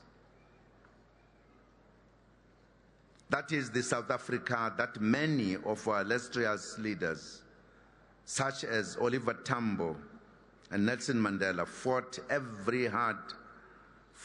very hard to build. It is the South Africa that you as youth should build. Compatriots, this year, we also mark 21 years of freedom. We look back at the strides that government has made in improving the quality of life of all, including the youth,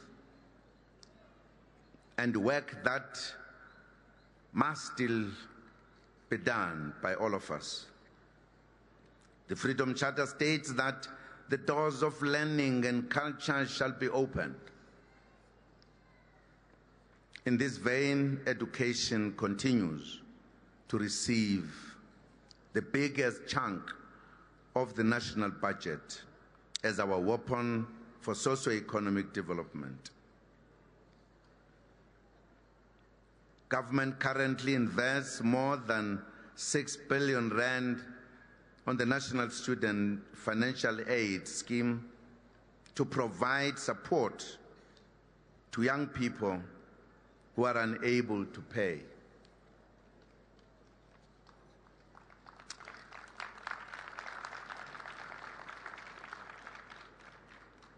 In partnership with the Department of Higher Education and Training, the National Youth Development Agency in the Presidency also runs the Solomon Mahlangu Scholarship Fund, which has disbursed more than 40 million rand and has helped 586 more, mostly rural youth, to access higher education between 2014 and 2015.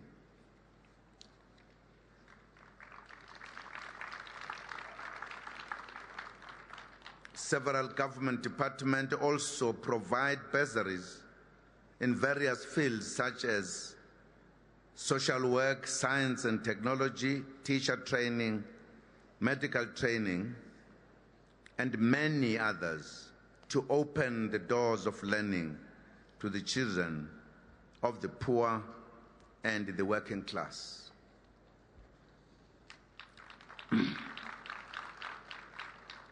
One of the biggest difficulties facing our high school learners is knowing which career to choose.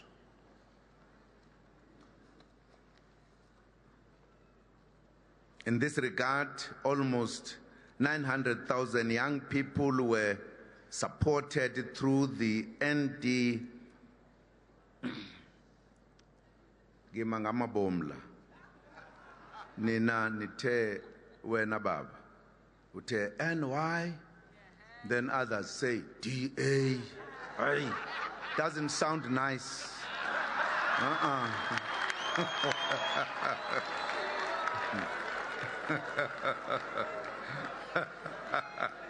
Ibize yonke nje baba once.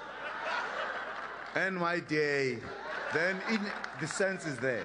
But once you say NY, DA, aibo.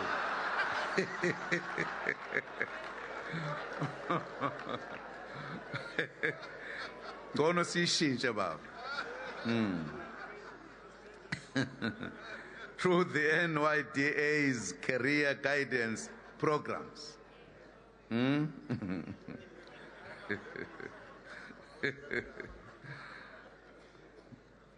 You know, it's almost like NY is equal to almost.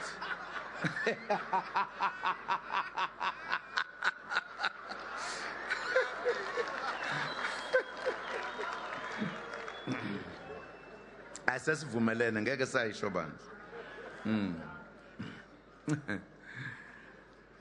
We are building more institutions of higher learning as well. For an example, we are building 3 new universities and 12 technical and vocational training colleges.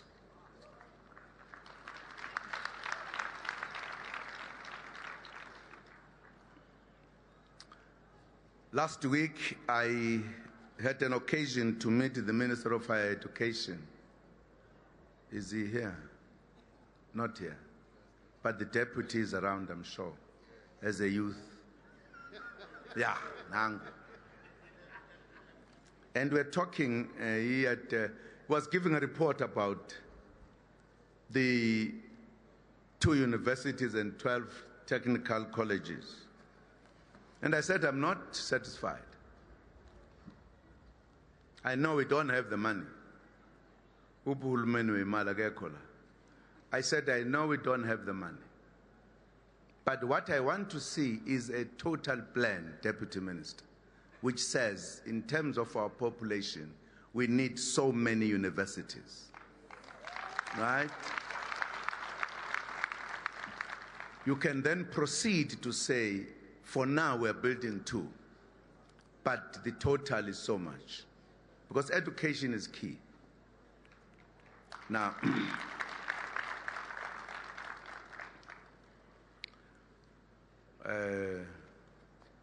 I have my own thinking about where many of them should be. In the Northern Cape, yes, there's more space, more everything. And we need to populate that province as well. Schools and University of Excellence. And if people are there, they will stay in school and learn. No?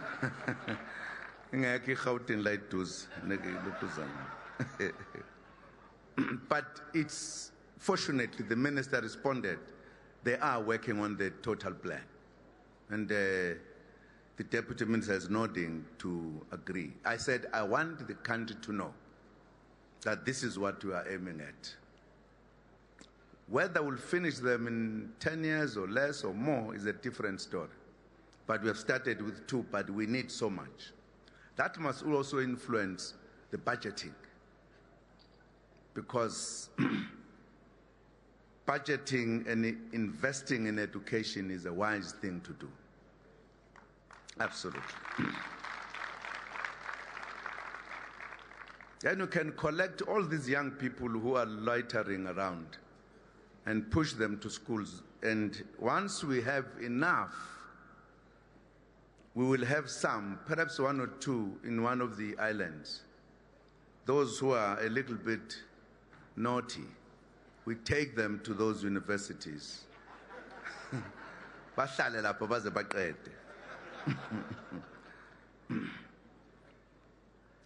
Compatriots' government also continues to build modern new schools to replace mud schools and other inappropriate structures.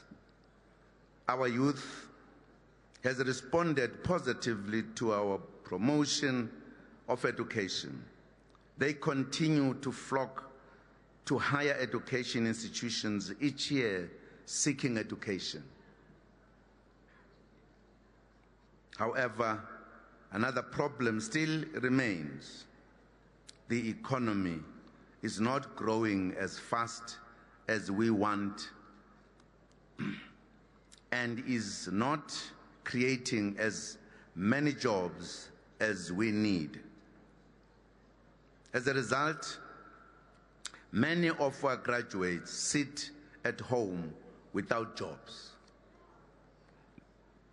And that is one of the issues we are going to talk about on 1 week Alliance Summit. What do we do with the young people who are not employed? And we'll get out there with an agreement, because we must have a remedy. How do we bridge them into the world of economy? How do we assist them to get experience? It's an important thing to talk about, because we can't just say, fine, we keep our jobs, we do everything, because they multiply every year as they qualify. And we need to find a way. There's no way we can just sit as leaders and say, well, it's just a problem. We don't know what to do. We can't. We'll come out with the solution, at least as one of the items on the agenda. Adding to one big item only we'll talk about. We reiterate our call to the private sector to open their businesses to the youth for internships and apprentices in line with the Youth Employment Accord signed a few years ago. We have to work together to provide opportunities for the youth who are the future of our country. Government cannot perform this task alone. We thank all businesses that continue to employ young people and offer opportunities to them. We are also encouraging young people to become entrepreneurs.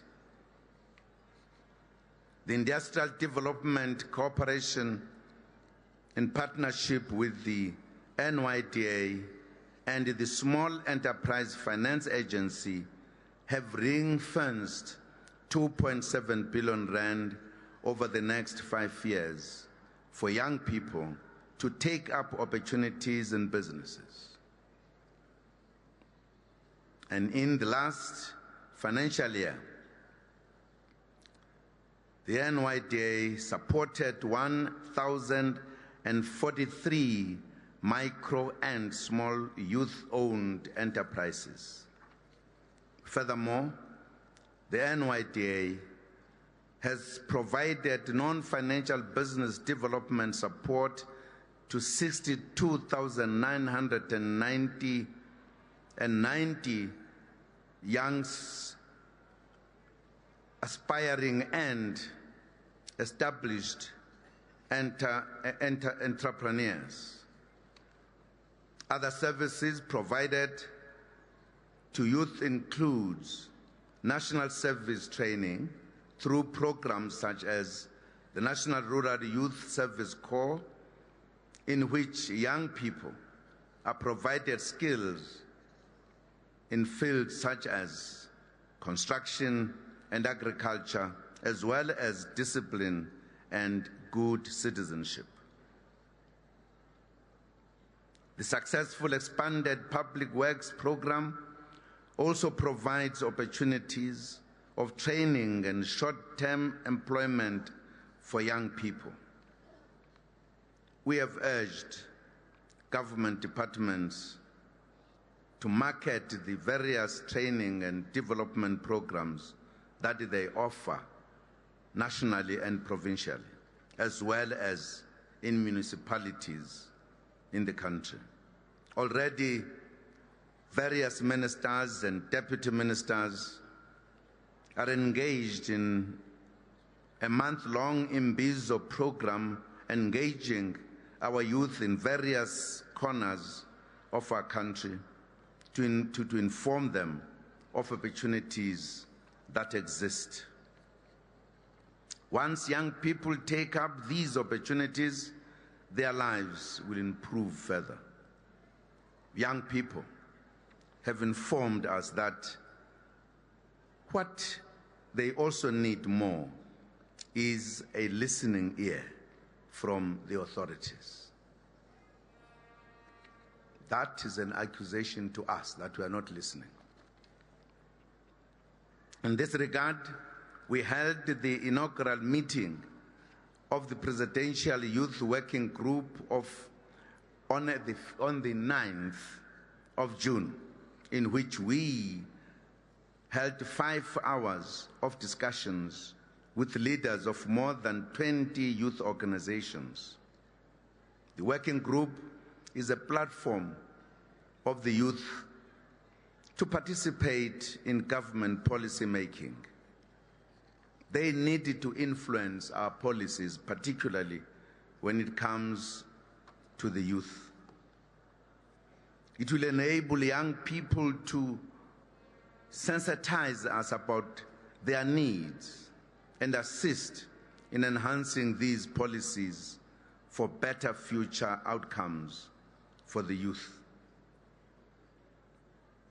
The work of the Presidential Youth Working Group will be taken forward through 5 work streams to promote our goal of achieving economic freedom.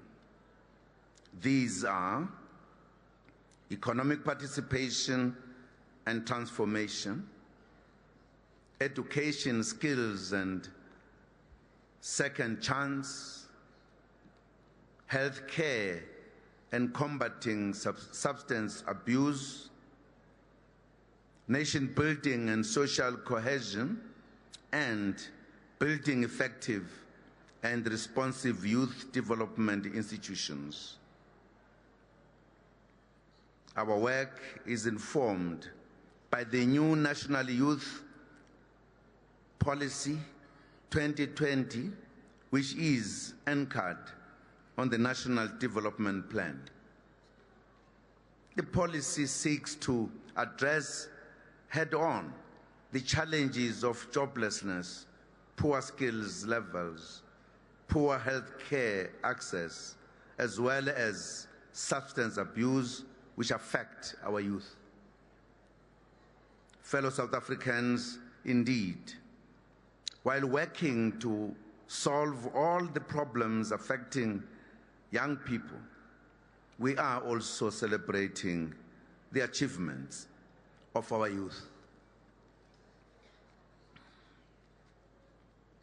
Balance madoda man reporter ningasho into eyodwa nje kuphela sengikhuluma nalapha ke umana lapha ngutshela because ba report into eyodwa nje is sensational siyayibalansa manje. We therefore are pleased to have in our midst today some outstanding young people who have done well in their respective fields. They are an example of what South African youth is capable of achieving and what many are doing already in many corners of the country, moving South Africa forward in various fields. I would like to introduce these special guests to you. The good news, the good story to tell. We have the youngest medical doctor in the country, Dr. Sandile Kubega.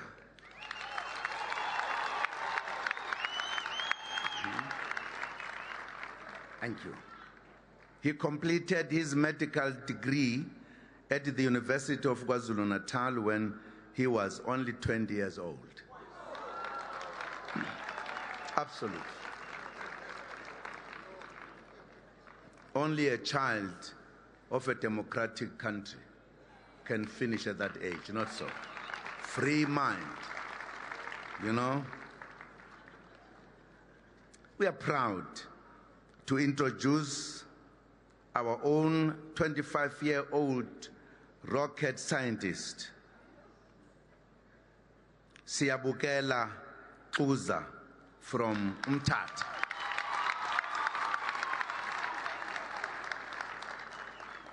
Freedom comes with good stories. He studied energy engineering at Harvard University in the United States. Amakhehla kuphela uyezwe ukuthi ngastadi nje Harvard ungibona nje. Nangu umfana omncane ubuya khona. The Americans named a mini planet named after him because of his achievements.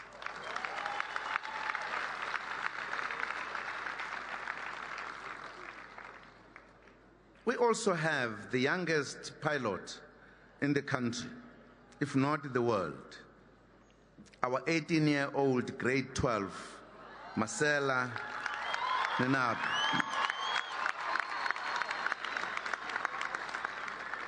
Serious. She obtained her pilot's license at the age of 16 years. Only a free and democratic South Africa could do so. Absolutely. Good story to tell. Not so. We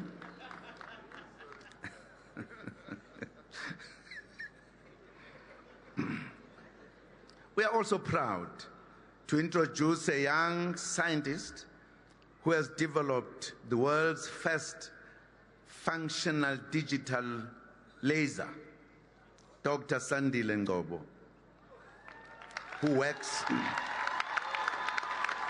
once again,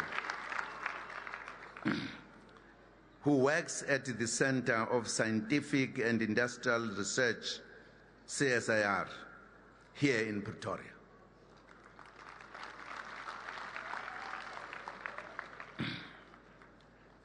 We also have in our midst the youngest skydiver in the South African National Defence Force, 22-year-old Corporal Dakalo Mabungu.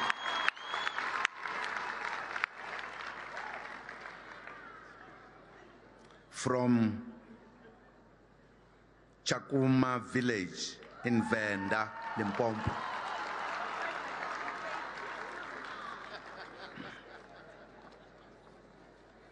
This country is in the hands of our youth. The future is being made now, not tomorrow. Hey, kunzima la.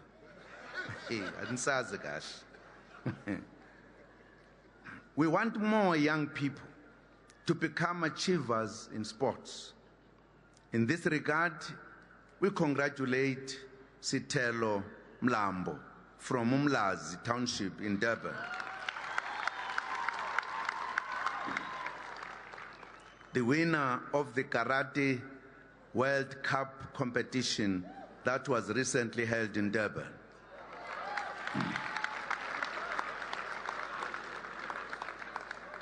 Hosted by South Africa for the first time. Ungasondeli lapha eduze kwakho. Uyaqhasha nje uthi aqhashuwele kude.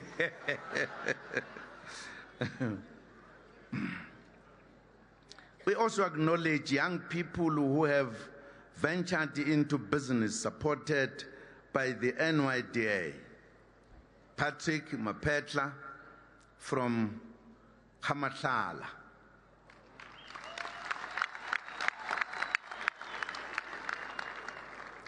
In Limpopo province, runs a welding business making steel window frames and security gates. Si serious. Si valangshi gebengu zingangeni. Absolutely. Karina Singh from Durban runs a business that repairs and replaces windscreens for vehicles.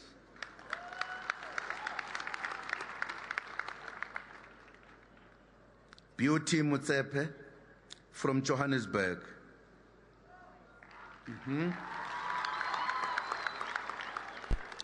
Runs a clothing manufacturing business supplying hotels and other corporate entities.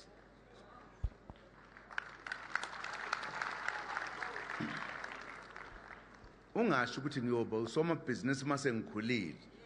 Qala manje. We also have a young couple from Cape Town who run a leather manufacturing business, Chad and Erin Lynn Peterson.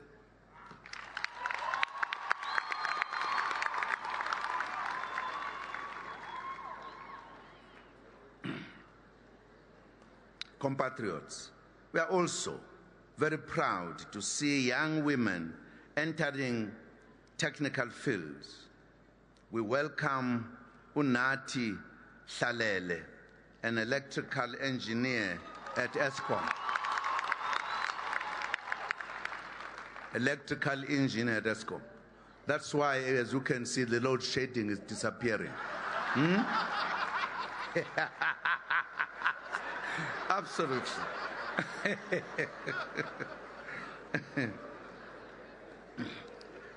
This lady holds a master's degree in engineering from Wits University.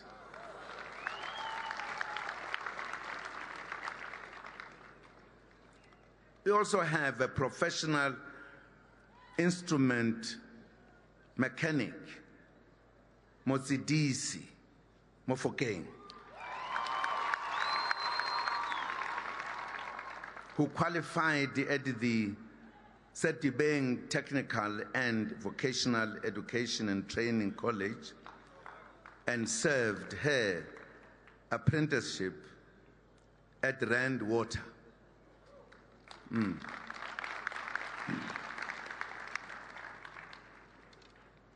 Good news, bakwethu. Tidaba timnati. Huh?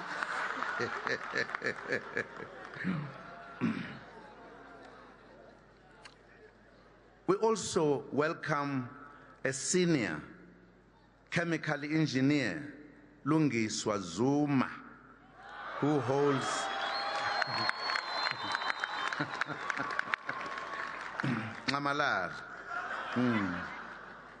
who holds a BSc in chemical engineering degree from the University of Cape Town in 2006.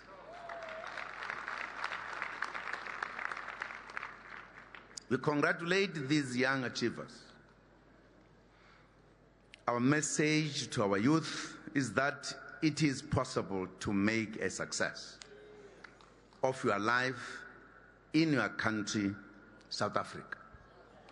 There is no country like South Africa.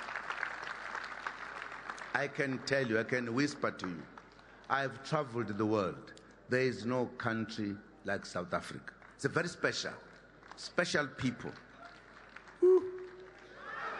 Nandubam, South Africa.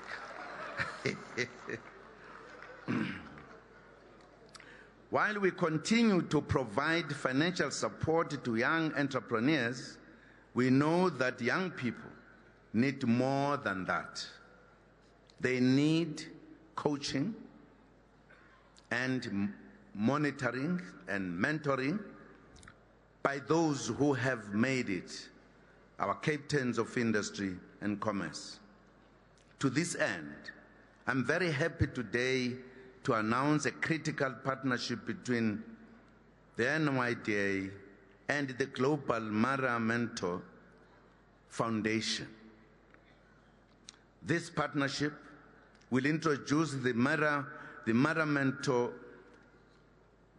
Mentorship Initiative, an outline mentorship scheme for our young business people.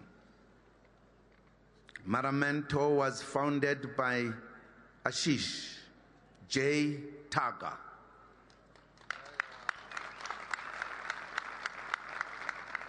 a highly regarded young global entrepreneur and outstanding role model for African youth.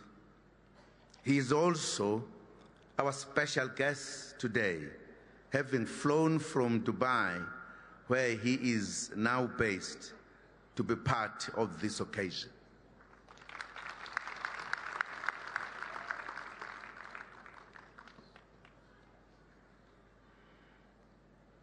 As of January 2015, Maramento had approximately 600,000 active mentees across more than 30 countries.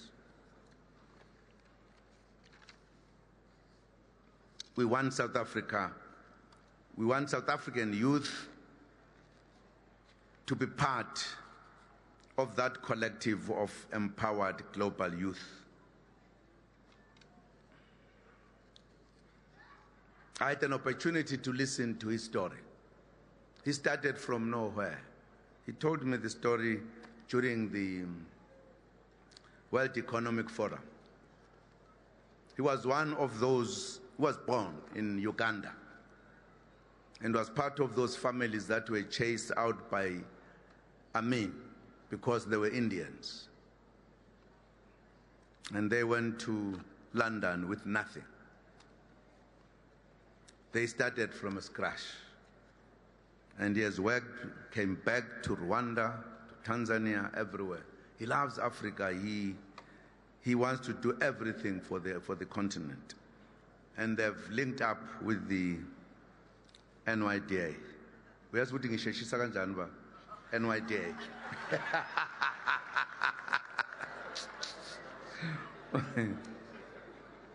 We invite CEOs and other senior executives to be ready to perform this role of mentoring thousands of South African youth who want to go into business. The details of the initiative will be unveiled at the formal launch in Sandton tomorrow, June 17.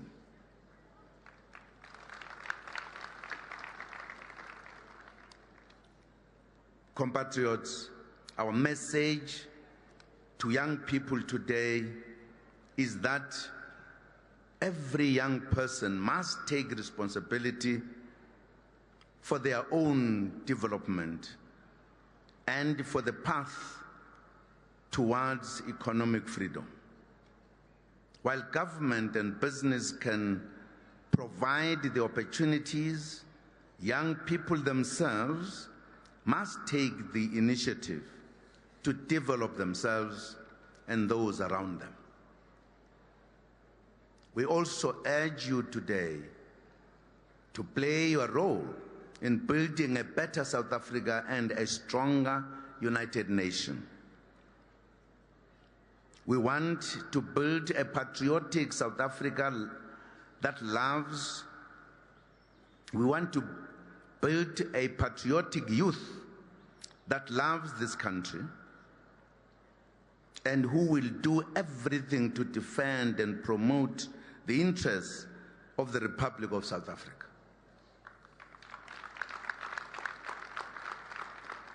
That deep patriotism that drove Mandela to spend the best of his life in prison, that drove Oliver Tambo to do his best and indeed deliver freedom. They were patriotic at a young age. They did not wait until they were old. Ukhona wakwathi mina zama ukuncenga ngisemncane kuba mntanami usemncane awume kancane. OMandela noLuthuli sebebadala banemizi naba wakhumuza kuqala etshena mina ngathi ngikuhlonipha kabi lelo daba ngeke silixoxe, because I knew if I started a political argument she wouldn't understand. Uyayifuna inkululeko kodwa hayi ingane yakhe, angithi ayilwele oMandela noLuthuli. You can start at the young age and be passionate about what you want to do. You'll succeed. Lo baba kade expose imfihlo yami lo uthi angiyanga esikoleni. True, I never, when no teacher can claim, ever saw this forehead of mine in a class.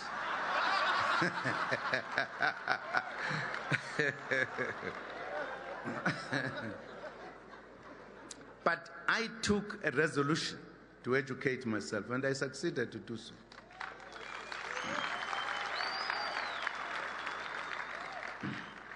It takes commitment, focus, discipline to succeed.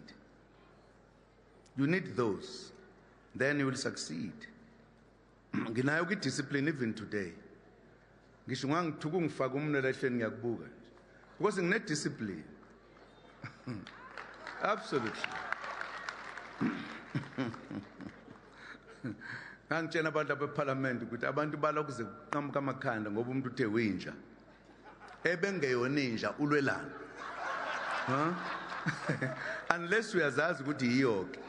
Ukuthi usengitholile lo ulwelana ngoba onamsila anamlomo ocijile uwe nje ulwelani ngoba kusho there's something wrong nalot winja. When we are not wrong, we are right. It discipline ke le. It makes you think in a disciplined fashion. Kodwa mungena discipline umuntu uzothi nje winja uyothenga isibhamu yambulala umbulalelani ninja.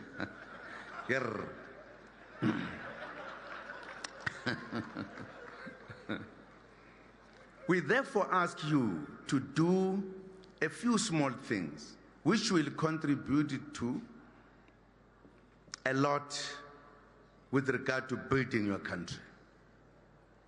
We have a patriotic duty to do the following.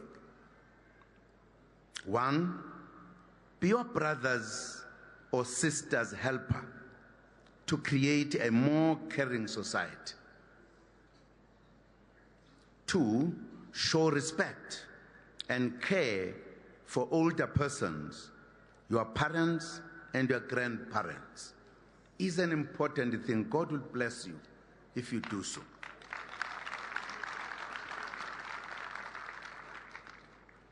The Holy Book says, hlonipha uyihlononyoko ukuze izinsuku zakho zande ezweni. Ubona ngina 73 nje ngoba ngahlonipha ubaba nomama. Ngisazohamba futhi odokotela bangitshela uzohlanganisa 100.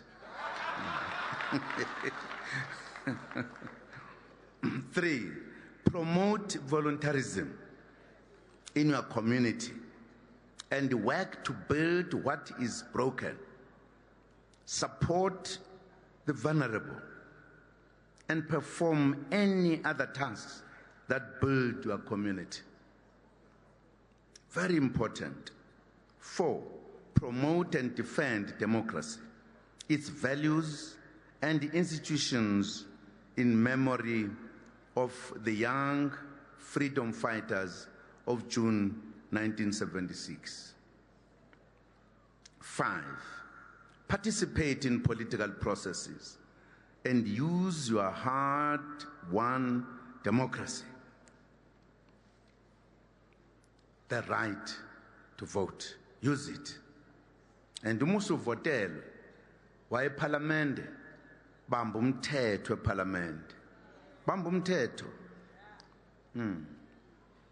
Ube isibonelo to other youth. Esihle. Not isibonelo esibi.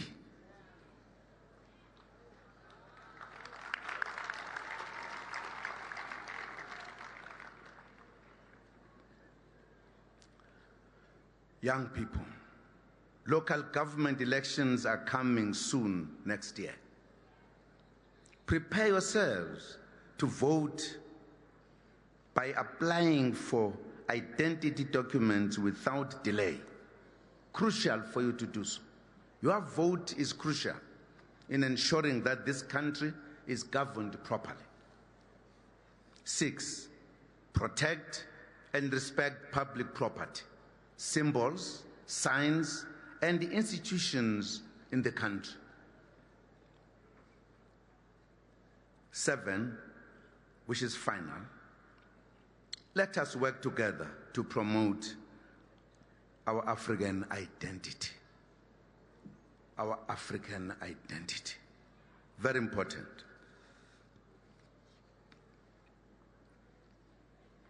There is an issue we've begun to discuss in the AU, the opening of the borders in the continent. Yes. Because colonialists divided us and divided even same communities. And we believe indeed this person is a Portuguese citizen, this one is a British, this one is French. We are not, we are just Africans. In the intertrade that we are discussing, one of the critical things is to make the movement of people and goods easy in the continent. Very crucial. We urge you to know the African Union anthem, functions and symbols. We also encourage you to take time to understand the history and culture of as many African countries and peoples as possible. If we do all this, we'll transform this country and create a better place for all.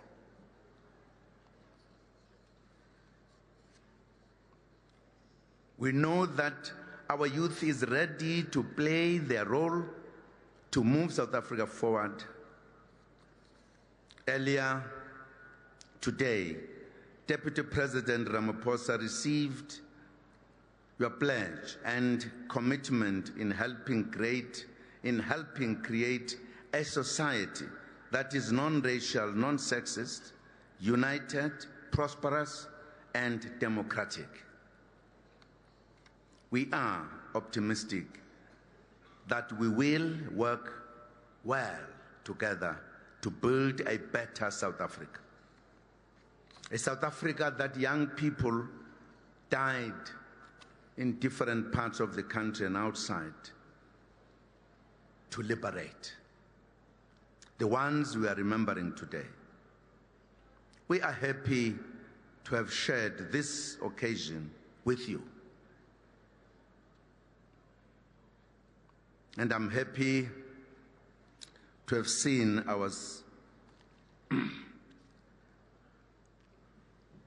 our great young people, the achievers. Really, rainbow nation. Can't you see? It's a rainbow. Kukhona ngisho uZuma impela.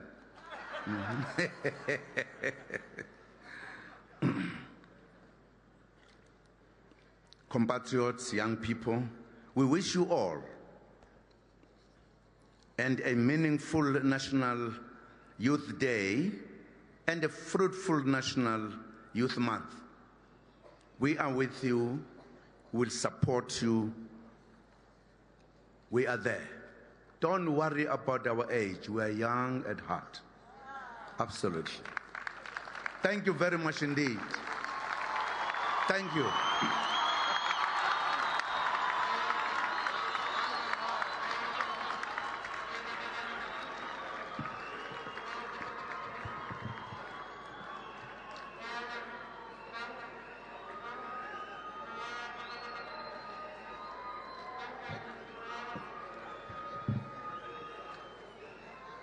Realeboha, President, thank you very much, Siyabonga. Now, I want us to do this thing properly now. Siyayithanda i-NYDA, vumani bo. Siyayithanda i-NYDA, vumani bo. Vumani bo. Youth moving. Youth moving. We are the future. No one can stop us. We are the future. We are the future. No one can stop us. Uzoyithola kanjani? Hlele khoneni. Long live the spirit of Hector Peterson, long live. And more importantly, President,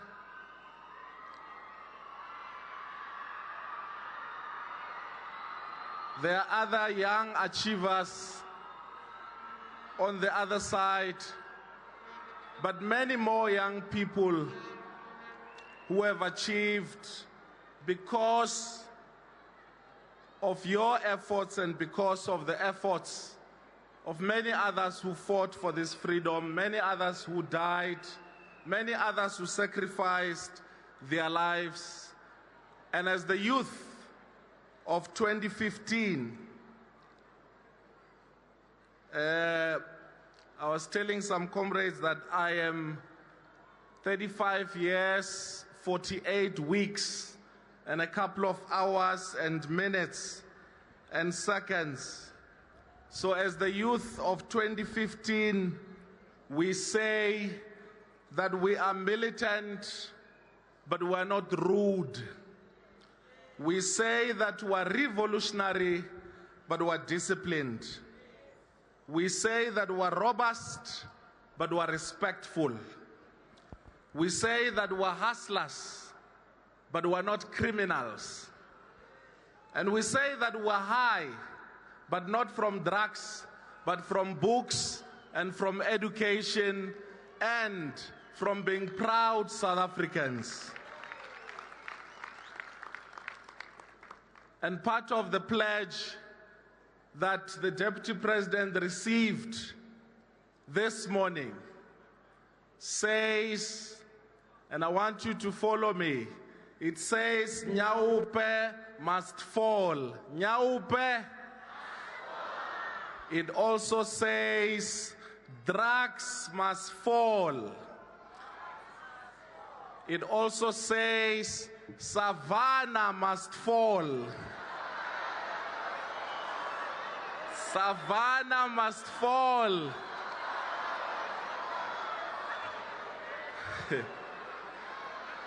We can't complain. As young people, we will make education fashionable. The only relationship, the only affair we will have is with our education, is with our books. That's the relationship we have. A very intimate one. We will read books, we will be high from books, and we will not even entertain Nyaupe, we will not entertain Savannah, we will not entertain all of those things. That's the pledge which we are making. But also amongst us, President, we have also members of parliament, we have musicians. I've seen many of them here who sings Kwaito, House, Maskandi, who sings Likis.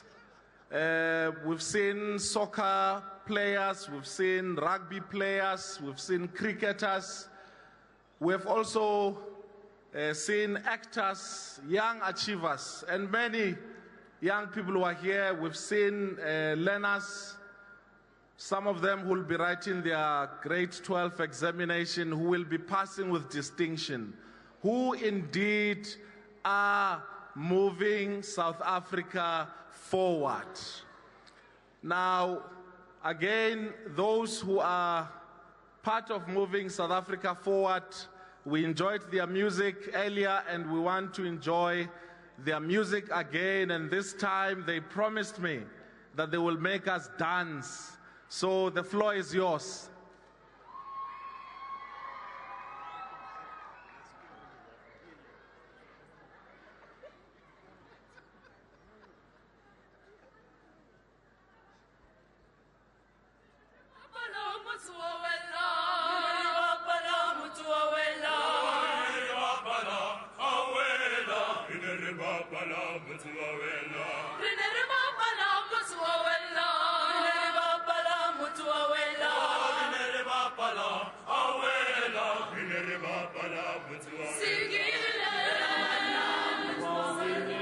At the end of this live broadcast here from the Tshwane Event Center. And I have to say, earlier on when the choir sang God Bless Africa, and seeing the face of George Bezos as well as Mamuini Matikizela Mandela, it was really emotive as you could see them recollecting those days, 1976, when those young people in Soweto were being gunned down. And of course, the struggle has now changed. It's all about economic development as well as economic emancipation. And the president really saying that what young people should do now is that they should develop themselves and pull along other young people with them. Certainly, Aldrin. I mean, it's been 39 years since the Soweto 1976 student uprising. And one could argue that indeed we are facing different challenges now in South Africa. I mean, at the epicenter of the youth of 1976 was the education. Today it's crime, it's drugs, it's unemployment. So there's certainly much more that the youth are facing in South Africa today.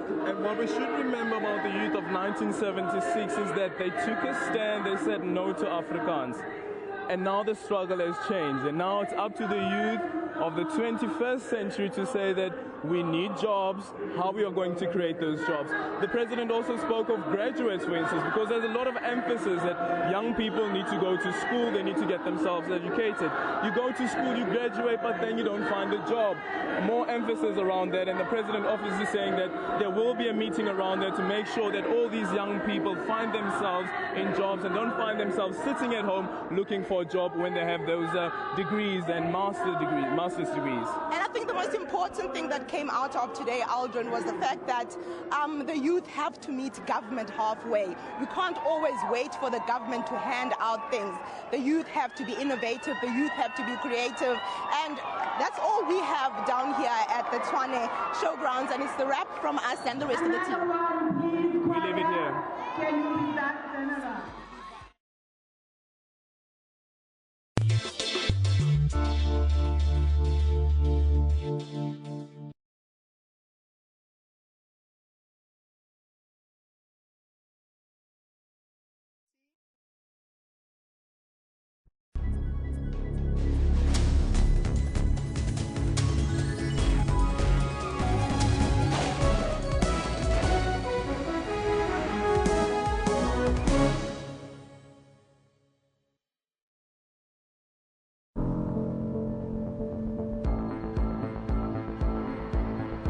I know a better route.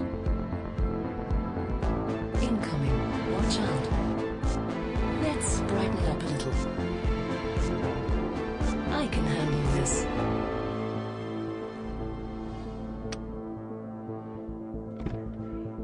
Engineered intuition. The new Audi A6. Nelson Mandela, that was for me having an opportunity to make a film about something he said. He's one of my heroes, and he makes me proud to be African. Mandela spent 27 years in Robben Island and in other jails as a result of his struggle to end apartheid in South Africa before becoming the country's first black president in 1994.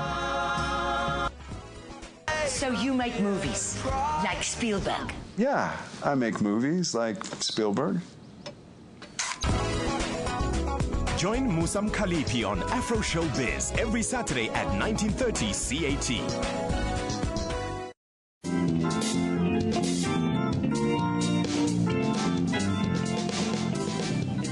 Food for thought, in the words of Ray Davis. Remember, a challenge only becomes an obstacle when you bow to it. Of dedication and perseverance, Abayani Maitakore made history as one of South Africa's best performing matriculants of 2014, attaining 7 distinctions. I believe that nothing should stand in your way if you see yourself in the future doing something great. So I just carried on and I never gave up. Though the circumstances I faced were challenging, I love challenges, so I was like, yeah man, bring it on, I can do it. Join me, Rifiwe Muiba, on Bophelong, your show about those who take on and conquer life's challenges, every Saturday at 17:30.